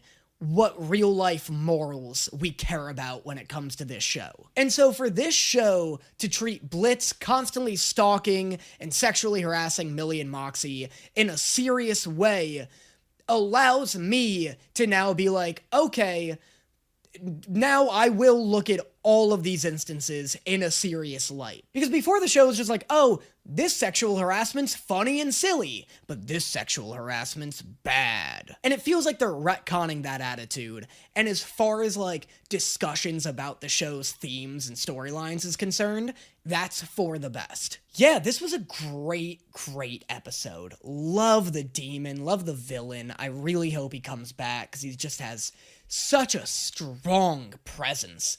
In such a short amount of time, they made him such a personal villain. You know, like, I want to see him come back more than I want to see truly any other villain. But as always, let me know in the comments what you thought of this episode. I might do a live stream discussion on it, so stay tuned for that, and I will see you guys next time. Really? Every time?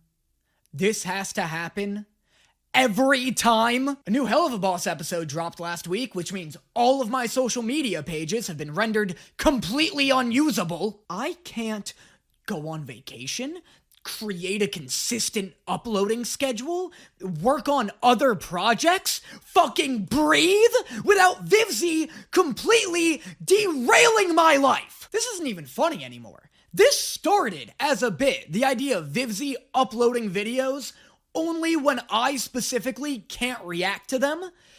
This is just cosmic cruelty. Episode 11 of Season 2 of Helluva Boss dropped on November 30th, 2024. Thanksgiving weekend. God forbid I schedule anything. So a new episode came out, so everybody's yelling at me because I didn't react to it, because I suck and my life is trash. And so here I am, garbage boy, ready to take myself out for all of you. You guys ready? Everybody got their bins out on the curb? My name is Garbage Boy, and this is Helluva Boss Season 2, Episode 11. So here I am, reacting to this episode a millennia late, just like I am every episode of Arcane, just like I am every episode of Link Click. My God, what happened to my year? God, I'm so actually angry right now. I'm so revved up for no reason. Dude, they're gonna call me Shadow the Hedgehog this video, because I'm coming in with straight chaos energy. Oh, by the way, on top of everything I just said, 100% of people have been DMing me, telling me I'm gonna hate this episode. Usually when a Helluva Boss episode drops, I get a trillion comments of people being like, oh boy, can't wait for you to see this one. You're gonna love it. You're gonna hate it. This is gonna change your perspective on so and such. Not the case today. Today, it's only you're gonna hate it comments. Maybe I should call a cardiologist first. Maybe I should get prescribed to a heart pill I don't need, but definitely will soon. I don't see what everyone's been freaking out about. I'm getting a pretty happy, Christmassy vibe from this opening. How traumatic can a Christmas episode be? You seem in good spirits today. Oh, yes. Oh, no. This bitch. And this whole time, you knew about the incredibly illegal thing he was doing, and you didn't think it might be a good idea to let me know? What a resplendent queen. What a pure and honest definition of abracadabra. Yo, honestly, I know they're fighting and their relationship is probably incredibly toxic, but find somebody who brings out the beauty in you. This dude just got so angry, he turned into a gorgeous dining room centerpiece. I'd take that over a partner who makes me happy any day. So, the four of you are, remind me again? We're interns, sir. We're looking for cool businesses to work for. Is that fucking Gerard Way? This kid looks like the lead singer of a My Chemical Romance cover band and has a PhD in gaslighting teenagers. We are going to beat you! What? But only a little! Fuck! Doesn't this feel like a movie? Or like a special episode or something? You remember when the Powerpuff Girls or Ben 10 or like Ed, Ed and Eddie would release a movie on TV and the animation quality was like way, way higher and it just felt different? Like it just had a different vibe to a regular episode of the show. Something about the animation quality and the tone of this episode is giving me that exact same feeling I used to get when I watched those TV movies. And I can't tell if anything's actually different, or if I'm just like, I'm still on that chaos energy.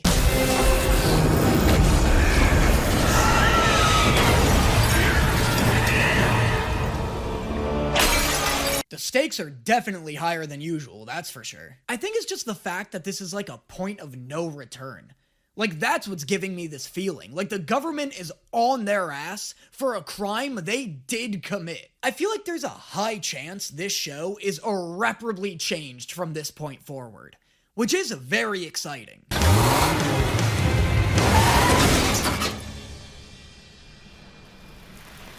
Such an extreme amount of damage for such a short distance driven.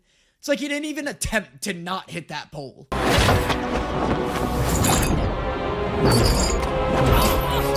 I swear to God, if they hurt a single hair on Luna's fur-covered body, I will never publicly eat dog food again. Is that what you want, Helluva Boss? Huh? You want to live in a world where I'm eating a steady, balanced diet of human food? 'Cause I don't! We are here to sentence the criminal imp, Blitzo. Is this Satan? He looks like a Bakugan with a gym membership. No, right? Satan and Lucifer are the same guy, and there's already a canonical Lucifer in this world. This must be like the King of Wrath or something. Well, on the bright side, when this episode first opened, I was positive it was gonna be about Stolas' divorce.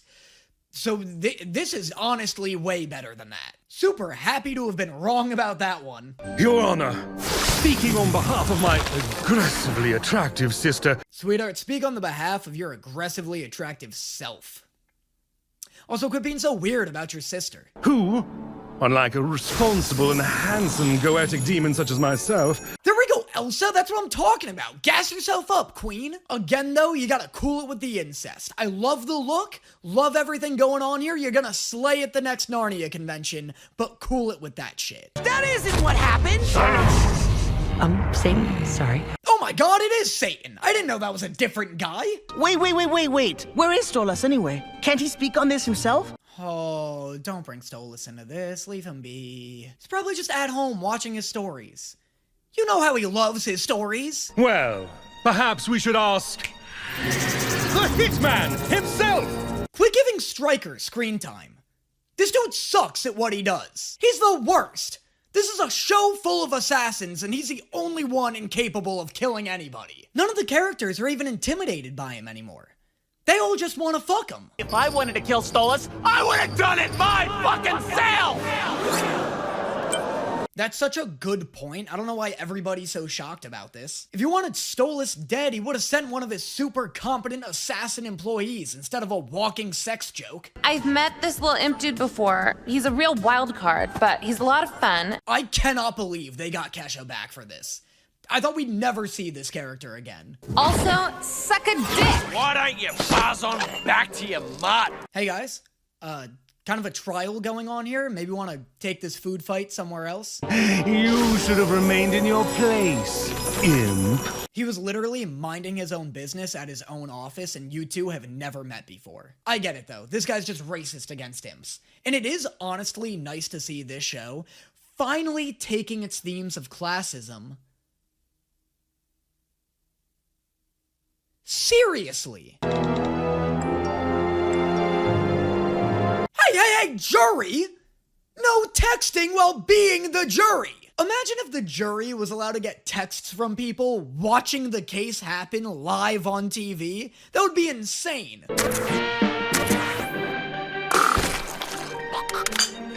Oh my Lucifer, what are they doing? Also, can you imagine watching TV and seeing your ex on trial for a death sentence?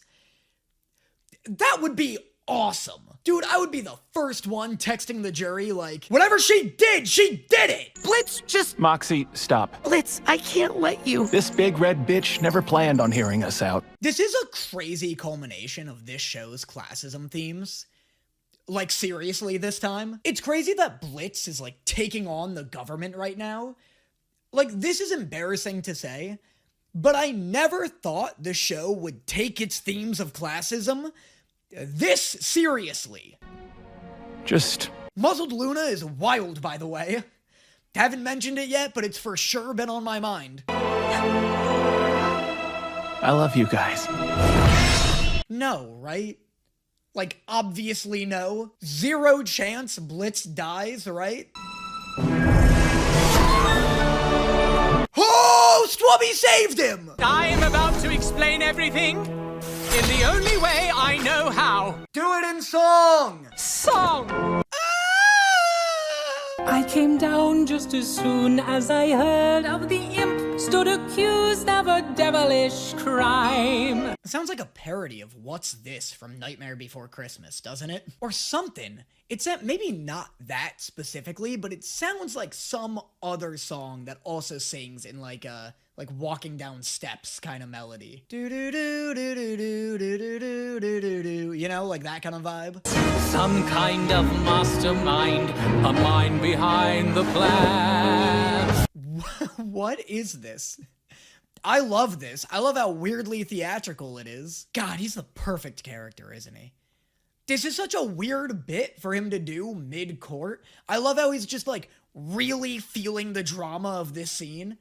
Reminds me of Tuxedo Mask from Sailor Moon. I am the mastermind, the hand that holds the strings. This is such a weird tactic for him to take, but this song does bang. And I have no regrets.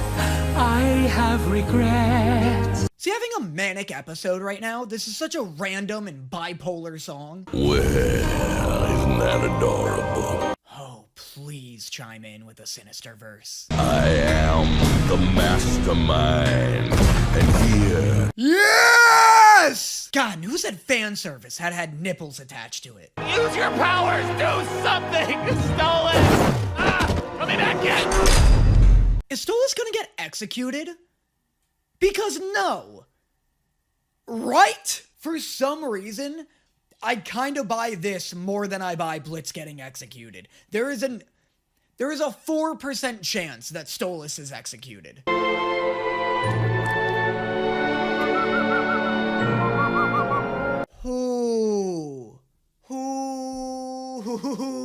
Call me an owl because dude, if I didn't have like 4 minutes left in this episode, I would need to take a walk. Aren't you going to, execute me? Oh, no, of course not. Okay, yeah, I did kind of see this coming too. I feel a little bad because, like I said, a lot of people were DMing me being like, you're gonna hate this episode. This episode made me cry. It's an emotional roller coaster. There hasn't been a single second in which I actually thought Blitz or Stolas were going to die. This has been a pretty lighthearted and fun, silly episode. Yeah, it was tough when everyone's crying for Blitz because they thought he was going to be executed. But it was like it just cuts to them and they're already crying. Like, it's not like I got like a crazy, like, emotional breakdown from Moxxie, you know? I didn't get like Luna, like, fighting for her life to get Blitz to survive. Like, it's not like, I don't know, there's still time. There's definitely still time, and I almost had to take a walk. And allow someone else to take over his legions. Considering the heir isn't yet of age, I'd be happy to volunteer. I'm like so down for this outcome. I love this ice bitch. I wouldn't mind seeing Stolas go on a peasant arc. He wouldn't end up dead or imprisoned. This is like a perfect compromise. For the next 100 years. Oh, motherfuck! Oh, so it's not even that bad. What about my daughter? She'll be safe and sound with her mother. That kind of sucks, although to be honest, your daughter kind of sucks. So this is still a net positive. I have been banished. You suck, Stolas! Oh wait, the Stolas peasant arc is gonna make me upset, isn't it? Thank you, everyone. Thank you. Gracias. But, okay, the throwing, not necessary. Wow, what a role reversal. This is really interesting. I'm so glad you're okay. I love you, Dad. Oh, the Stolas peasant arc is going to make me very upset, isn't it? Oh, try not to inhale the water. Oh, hey guys, maybe keep an eye on this dude. He's kind of going through it a bit.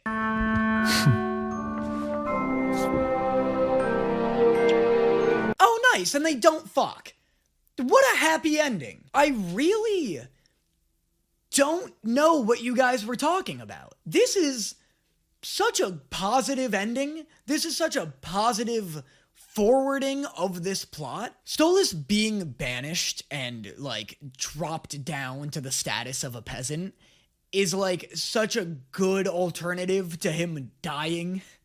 And Blitz is at least, like, gonna hopefully be a good friend to him about it. I'm so here for the Stolas peasant arc, the Blitz friendship arc, the Blitz rise to fame arc could be interesting as long as he doesn't become super shitty about it. That's the only thing. This could be tough if Blitz becomes like too big for his britches and too big for Stolas.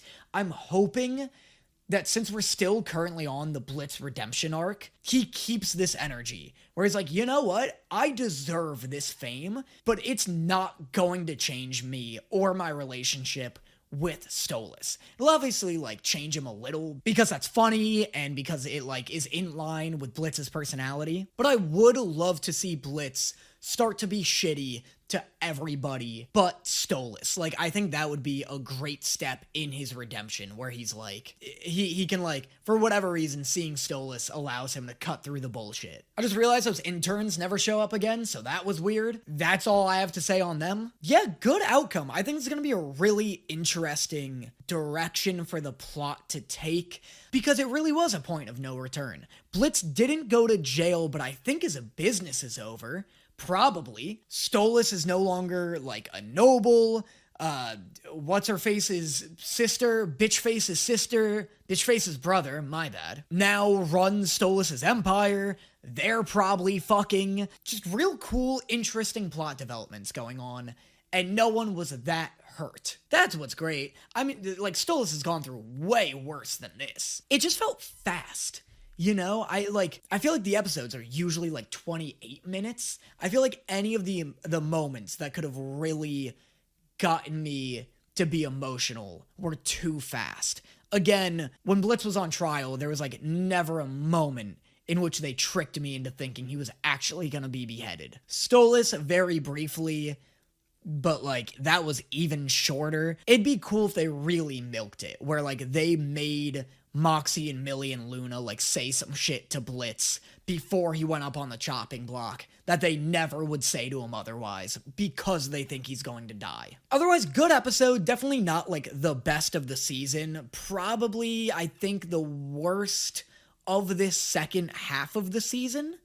Just because there's zero jokes, and it's like the other episodes like really got me emotional because like the consequences were happening, you know? Like again, with the execution, consequences weren't happening.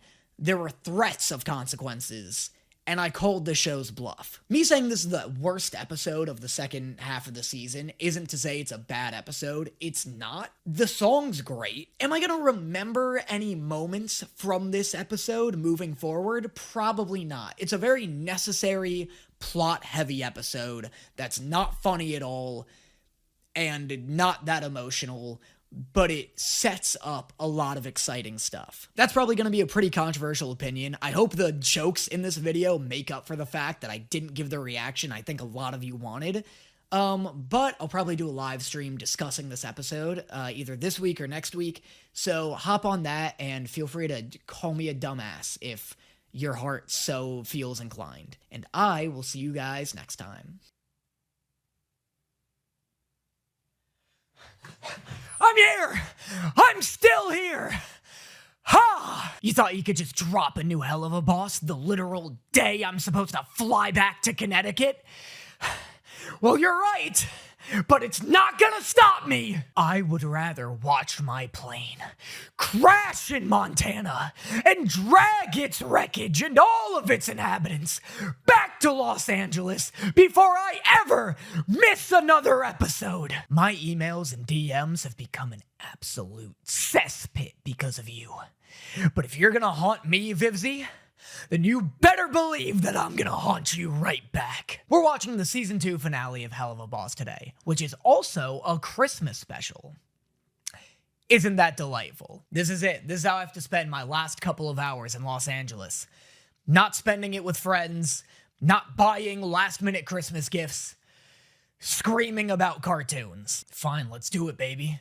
Let's do it. One last ride. One last ride of 2024.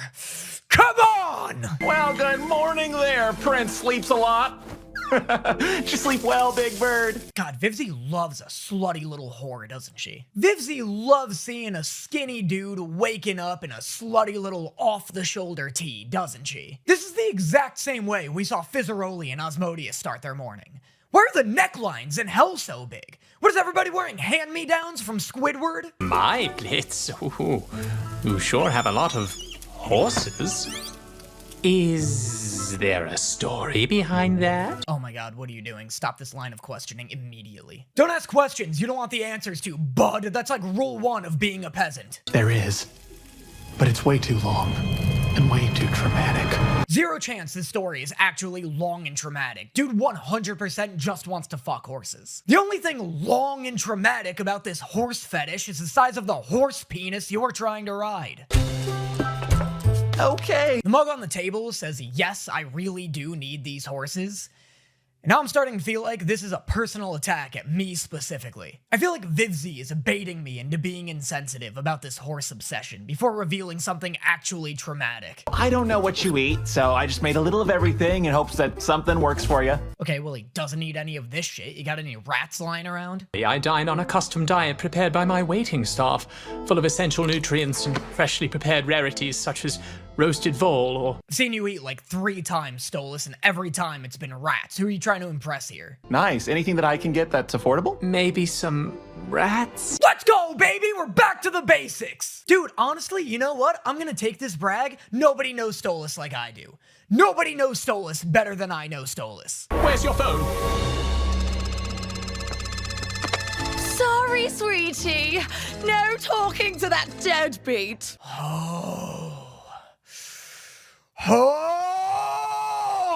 I'm gonna go fucking Super Saiyan 3 if this bitch keeps this up. I can just feel my wrath building. Also, I like how Octavia was excited to answer the phone just then. That at least leads me to believe she hasn't immediately gone back to hating Stolas. He thinks he's going to talk to his daughter. Hilarious! Why are you always screaming? Hilarious! First off, despite what's happening here, or maybe because of what's happening here, I still love Andrelphius. I just love him. He's hilarious. I can't get enough of him. Yeah, he's also being mean to Octavia and trying to ruin Stolas' life. But, like, he's not fucking Stolas' ex-wife, you know what? Well, in a literal sense, he is fucking Stolas' ex-wife. What I mean is he doesn't owe Stolas anything. Like, it's more obnoxious to me that Stolas' ex-wife is trying to ruin his life than it is Stolas' brother-in-law, you know? Second, I remember before I predicted that Stolas' wife would try to turn Via against him, you know, like whispering secret, deceitful stuff into her ear to get her to hate her father even more than she does. I'm happy to report it doesn't seem like she's smart or subtle enough for any of that. I wonder what these drugs he keeps looking for are. Must be something that Blitz can get, at least, because he almost asked Blitz to go pick some up, right?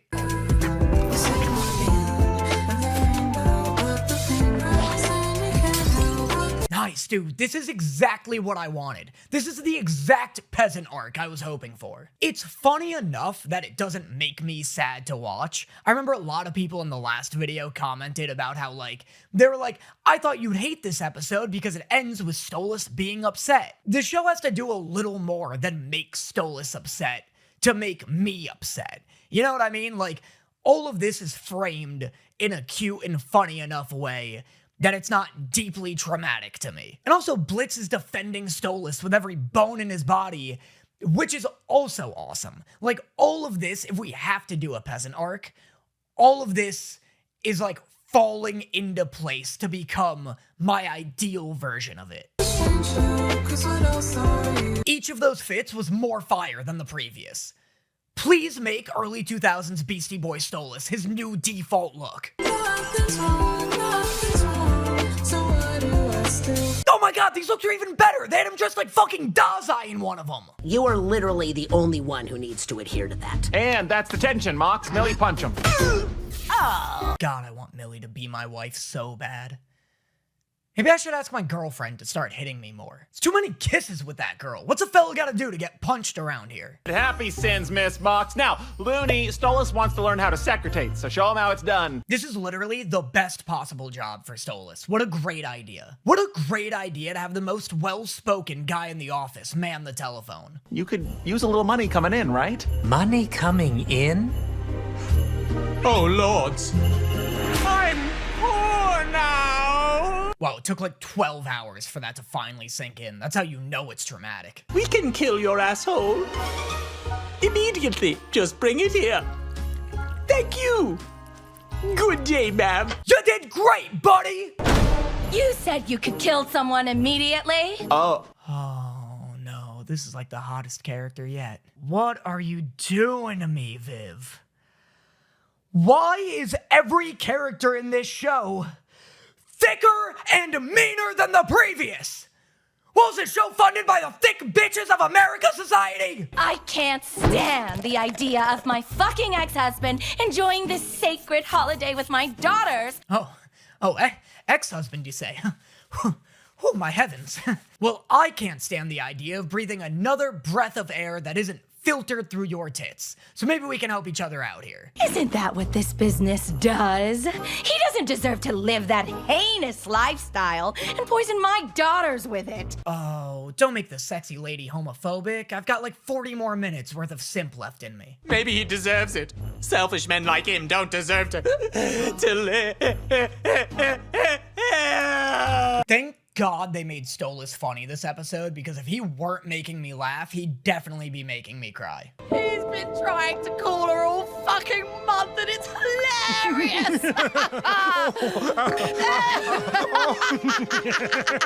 Okay, hey, Octavia. Originally, I was gonna pitch the idea of you running away from home. What if instead you just killed your mother? I don't usually advocate for killing one's own mother, but sometimes a mother's just gotta get killed. God, some lawyer is gonna use that against me in court one day. I can just feel it.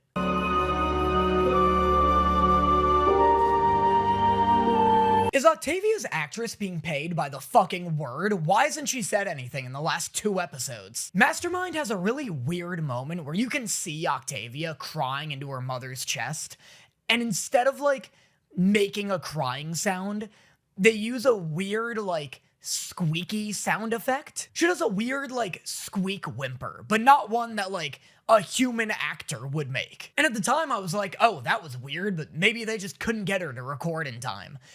But she's in most of this episode, and she still hasn't said a fuck. Your box is packed up on the bed. Wow, I literally just had to wait 4 seconds. Or are you just another ghost? Oh. You know what I'd love to see more of? Octavia hating Blitz. I love how Blitz is now, like, irreparably tied to Octavia's hate.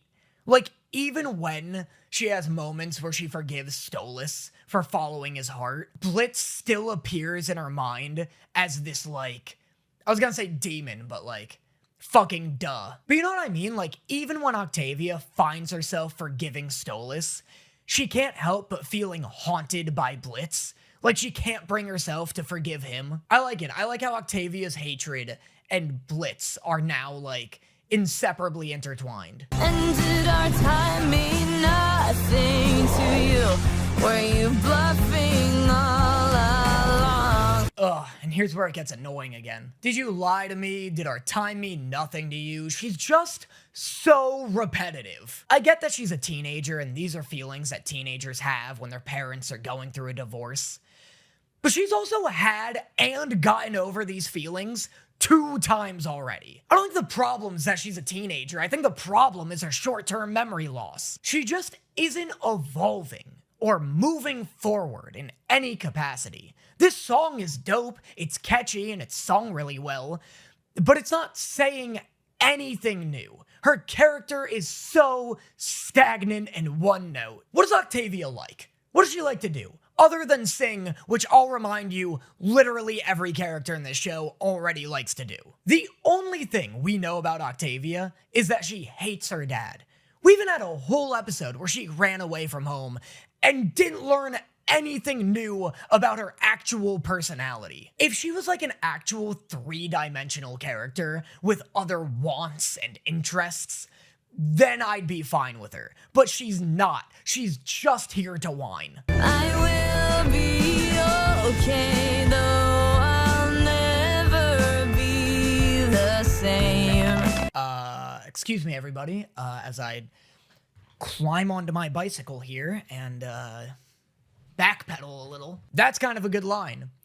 That's kind of a good line, and kind of completely refutes the entire rant I just went on. We're kind of cooking here. This has been an absolute roller coaster of a song, because I kind of get it now. Even though I stand by what I said in that, like, Octavia needs more personality traits and interests and stuff, and needs to become a more well-rounded character before I ever give a shit about her. This is way more maturity than we've ever seen out of her. This is actual character growth. Because before she was always like, you ruined my life, my world is ending, I hate you. Now the emotion is, I'll be okay, I will be changed, I'm disappointed in you. And honestly, in terms of like a character arc, that is an impressive amount of subtlety and maturity on behalf of the writers. Because I feel like it's subtle enough that some people might not pick up on the fact that that is character growth. Like, her going through this tantrum but still saying I'll be okay is like weirdly great. That's a tough thing for someone to do, because it's very easy when you're angry to be like, you did this to me, you ruined my life, I'm gonna be fucked up forever, and it's all your fault. I like Octavia finally taking responsibility for her own life. Like, she acknowledges that obviously her parents' actions are like transformative or formative, one of those, but obviously her parents' actions are going to affect her. But she's finally, like, accepting responsibility for, like, you know what, I'll get through this. I need to make sure I get through this, and I will be able to do that. But I am disappointed in you. That's pretty good. That's some good stuff, guys. This is a pretty great song. Well, I'll be okay, though I'm not okay today. Oof, atta girl, Octavia, that's some maturity. Damn, this episode is doing numbers for this girl.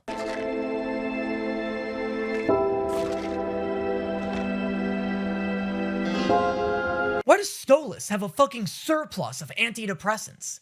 What, does he get his drugs from Costco? I get the point of the scene, but it's not like having more bottles of antidepressants at any given time will make you less depressed than having one bottle of antidepressants. You know, like, you can only take so many at a time. You might as well just wait for a bottle to run out before you go and buy another. Oh my god, I also just realized this is what Stolas has been checking his medicine cabinet for. Don't you have any reading material anywhere? Are we supposed to just sit here and wait? How long do they take? Lady, just go home. There's literally no reason you need to be here. Just have them call you when the guy is dead. What a fucking idiot I am! This was so stupid, I cannot believe I could be this fucking stupid, I ruined everything! Move, you shitty desk! Wow, this was a long overdue breakdown. I'm proud of my boy for keeping it together as long as he did, though. This seems to be something else. You okay, babe? Oh yeah. Must just be the cold. Millie's pregnant. The cold super doesn't make you throw up, and there also wasn't a joke attached to that. So either Millie's dying, which I doubt, or she's pregnant. If they didn't want me to think she was pregnant, they would have made that funnier, right? What other reason would she have to be throwing up? Sir, this may be out of turn, but I feel like this one isn't worth the money. The first person you guys killed was a child. You remember that, right? Look, I get it. One of those guys straight up looks like a hotter version of me. I wouldn't want to kill him either. I'm just saying, this is a weird time for you hell imps to start growing a conscience. We'll do it next time. It's just not worth it. Don't start, Moxxie! Just because you aren't demon enough to do this job doesn't mean... I'm sorry. Oh, maybe she's not pregnant. Unless one of you sexist fucks wants to insinuate that being pregnant makes you uncharacteristically angry. Does it do that? Does it? I don't know a lot of pregnant women. It's not my fault. They never stay pregnant long enough. I'm always trying to be friends with pregnant women, and then they just keep having the fucking thing, and then they go, well, we can still be friends, and I'm like, what part of I want to be friends with pregnant women do you not understand? I don't even know what the joke is here. Like, what's the bit? Am I just losing my mind? Where am I? Stolas! He's gone, and he left this terribly sinful erotic novel behind. Can you believe this trash? Didn't make me wet at all. I got a few moves, let me take a crack at it. Bitch, I promise, give me 5 minutes and you will make the ocean jealous. Oh, this is just sad, Stolas. Let me see my daughter. This instant. Fight him, Stolas. Kick his ass.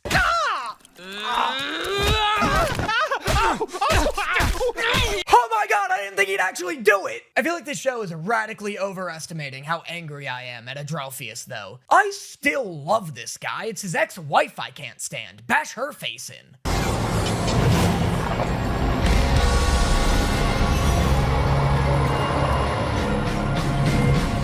Oh my god, okay.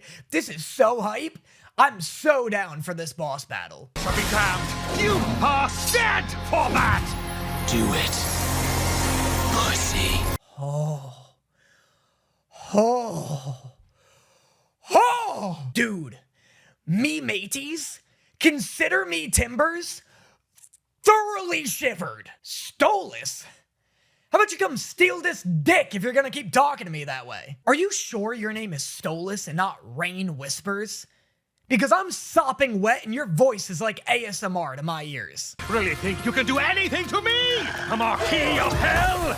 You are Oh, what the fuck? When did Luna get a super demon form? Try again, bitch. I've been called so much worse. That was so funny. I loved his face.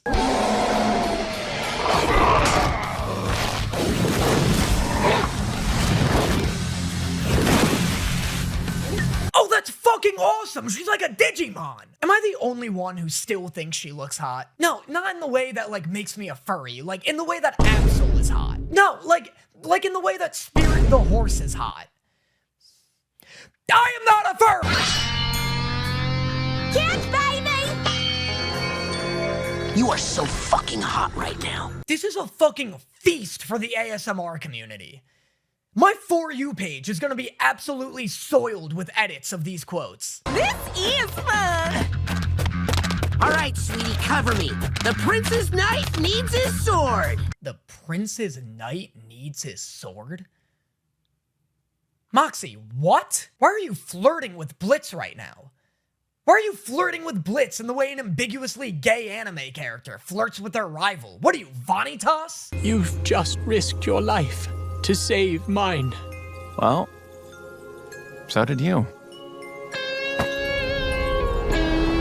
Let's go, dude. Let's go. Is this the end of the Stolitz arc? Like, are they just a healthy couple now?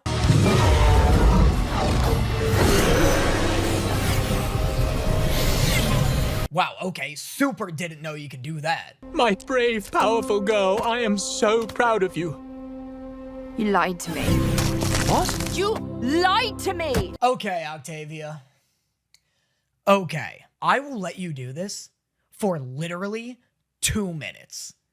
But then you better fucking arc for good this time. You have always been the only good thing in my life. So does that mean you just stayed miserable because of me? Was I some fucking obligation? Is that why you didn't even hesitate? Octavia, that is so abysmally far from what he was saying. That is so the exact opposite of what he was just. What a god, she's so annoying. She's so annoying and so repetitive. If I have to hear it one more goddamn time, you don't love mother and you don't love me. Shut up. Also, no shit, he doesn't love your mom. No shit. Why aren't we seeing Octavia's feelings towards her mom? Her mom is evil. Her mom's the worst. Octavia's the worst written character in this entire goddamn show. Because she's not written. She's just, they wrote one line that said Octavia hates her dad and whines about it. And for the whole show, they were like, you know what? Let's just generate lines of dialogue based on that sentence. Golly, do something new. Feel something new. You were so close. That song was great. You had a great moment of growth during that song. Get over it! I love you, Fia, so, so much. Please, sweetie, let me explain. I can't. You lied to me once, and you'll do it again. Literally, just have a conversation. This is so explainable. Have one 15-minute long conversation, and I swear to God, Octavia will be brought up to speed with everything and on his side.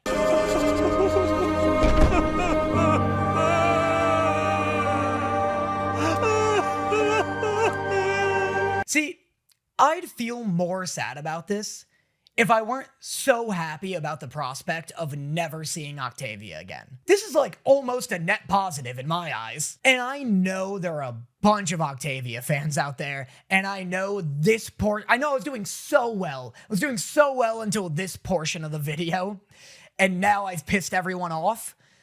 Honestly, maybe I just hate teenagers, which genuinely, you all should be pretty damn thankful for, considering how many YouTubers like them a little too much. But no, it's not even that. Like, I genuinely stand by my criticisms of her being too repetitive. I get that this is how teenagers act. We did get that moment of growth in her song. But it's just like, objectively, it's too repetitive. We've been doing this with Octavia literally since episode 2. Literally since episode 2. And so every time she shows up and is on screen, I'm like, why? Like, what? She's literally filler because she doesn't add anything new to Stolas. You know? So she's literally just padding. Until the show develops her as a character, she's just filler. It's time, partner. What the hell is this? This looks fucking awesome. Our hunt for Starfall begins. Steel Hunters. This isn't an ad, but check out, well, this is a literal ad. It won me over. Steel Hunters looks cool. She hates me.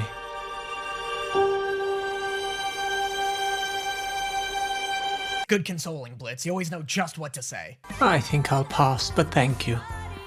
And you don't need to address me like that. God, I love anytime Blitz is a lizard. Lizard Blitz is the best version of Blitz. Shit. I fucking knew it. A woman doesn't throw up in a TV show without being pregnant, okay? Fictional women do not get sick. I just need someone to talk to about something. What's going on? Oh, damn it, I was completely off. She just has COVID. Lame! I am interested to know exactly what Millie's nervous about, though. You know, like, is she nervous about being a mother? Does she not think she'll be a good enough mom? Does she not want the child and thinks that Moxxie will want it and would, like, fight her, not literally fight her, but, you know, like, would be upset if she suggested aborting it? Does she think Moxxie won't want to be a father, which is the dumbest out of the three? Because obviously, Moxxie would be a great dad and would love doing it. Genuinely, if it's this third one, you want to know how I'd feel about it? Right there. That'd be so annoying if I have a whole episode of Millie being like, oh, I don't know what to tell him. What if he gets mad? What if he doesn't want it? Do you not know Moxxie? I don't know why I'm getting, like, preemptively mad, as if, like, my prediction is it's maybe the first one. No, my prediction is the second one. I think maybe it's the second that morphs into the first, where Millie's like, I don't want this kid, I want to abort it, because I feel like this show would love to have an abortion plotline. This show loves traumatic shit. She's gonna go, no, I want to abort it, or she's gonna want to abort it and not want to tell Moxxie. And then maybe throughout the episode, she's gonna, like, be won over by the baby, like, by the prospect of being a family, and by the prospect of Moxxie being a really good dad, and then she's gonna want it, and then tell him, and then he's gonna be hyped about it. Or maybe not, maybe she will abort it. I'd be annoyed if she aborts it, not because I'm against abortion, I'm not. I also hate babies, though. I'd be annoyed if she aborts it, because it's like, it'd be like death baiting, you know? An abortion is life baiting in terms of a TV show.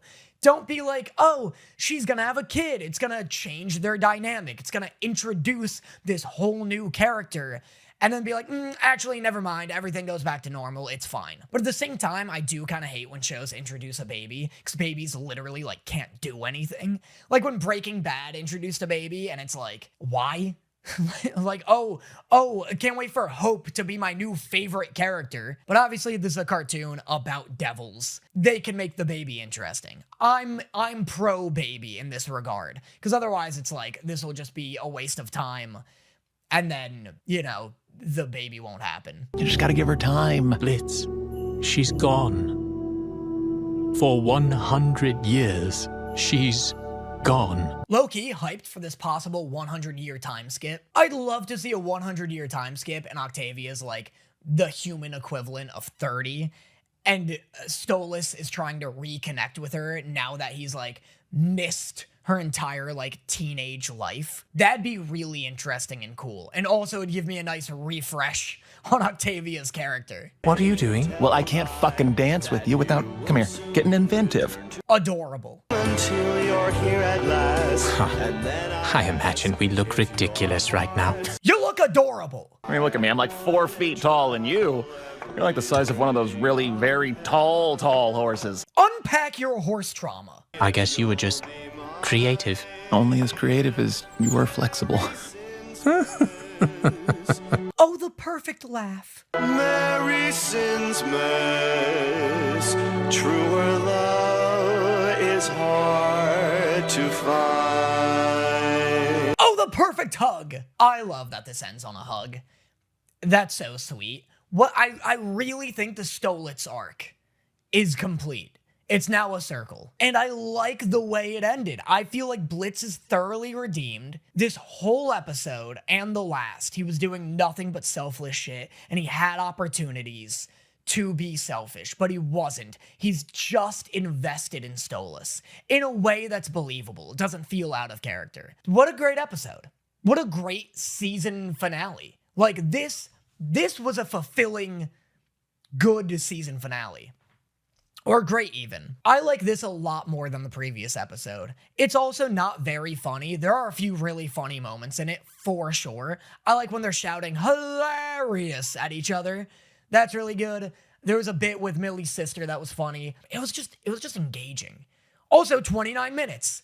The last episode needed this length. It is funny because I feel like the previous episode was like, not animated better, but remember I talked about how it had that movie-esque quality? It had like a high fidelity aspect about it that this one didn't. And I wonder if like those 7 minutes of animation went into like beefing up the visual fidelity of that episode. This episode wasn't like bad looking by any means, but like I even said it in my reaction. I was like, whoa, something has changed here. This feels like the Helluva Boss movie. Love the fight with Andralphus or Andralpheus, whatever his outrageous name is. Love Luna's wolf form. I feel like we maybe have seen it before, but maybe not. I'm just scrubbing through, like, getting my thoughts together.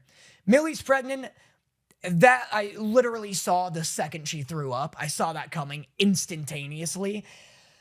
And I am excited for that, right? Because if that didn't happen, this needed something like that. Because if it didn't happen, it's like, oh, Stolas is over. Like, the arc is done. They're a healthy couple now. And Stolas is going to be sad for a bit longer. There are things to look forward to, right? Stolas is still poor and going through a peasant arc. The peasant arc's not done. But if the Millie thing didn't happen, the Millie thing does so much for the show. It reinforces that the next season isn't going to be the Blitz and Stolas season again. This whole season has just been the Blitz Stolas season. And it's been entertaining, but Moxxie and Millie have been like, not even on the sidelines. They've been out of the stadium. The Millie reveal helps reassure me that they're gonna get some much needed screen time, Moxxie and Millie. I'd love to see more Luna and genuinely more Octavia because she can't see Stolas. Maybe Octavia not being able to see Stolas anymore will make her better because now if she's in an episode, the show will be forced to make her interesting, separate of her daddy issues. We'll have to see her with friends or with the mom or some such thing. So that'll be cool. But yeah, without the Millie reveal, I feel like I'd be in more of a state of like, well, what's season 3 gonna be? We like tied up a lot of loose ends. And again, there is the peasant arc, there's the Octavia stuff. The pregnancy is a very exciting, possible main A-plot for season 3. The A-plot here was Stolas. I'd be happy to see the attention shift to Millie and Moxxie a bit, just to be a little refreshing. But yeah, great season, great highs. Like this, it's no wonder this show's so popular. It really isn't. When it's taking itself seriously, it's so good. I really do think it dipped a little in Apology Tour wasn't my favorite. Fucking the camp one's obviously the worst episode. I keep feeling like the second half of season 2 is like season 3. I keep forgetting what the first half of season 2 really was. I'll go through, I'll do like an actual ranking of the episodes on like a live stream, but like New Moon was great, or whatever it's called, Full Moon. Like, this episode's great. Ghost Fuckers was weirdly great for, like, not really a plot-heavy episode, but it was incredible. Like, one of the best of the season, I'd argue. Just really high highs, great production value, so much passion. Yeah.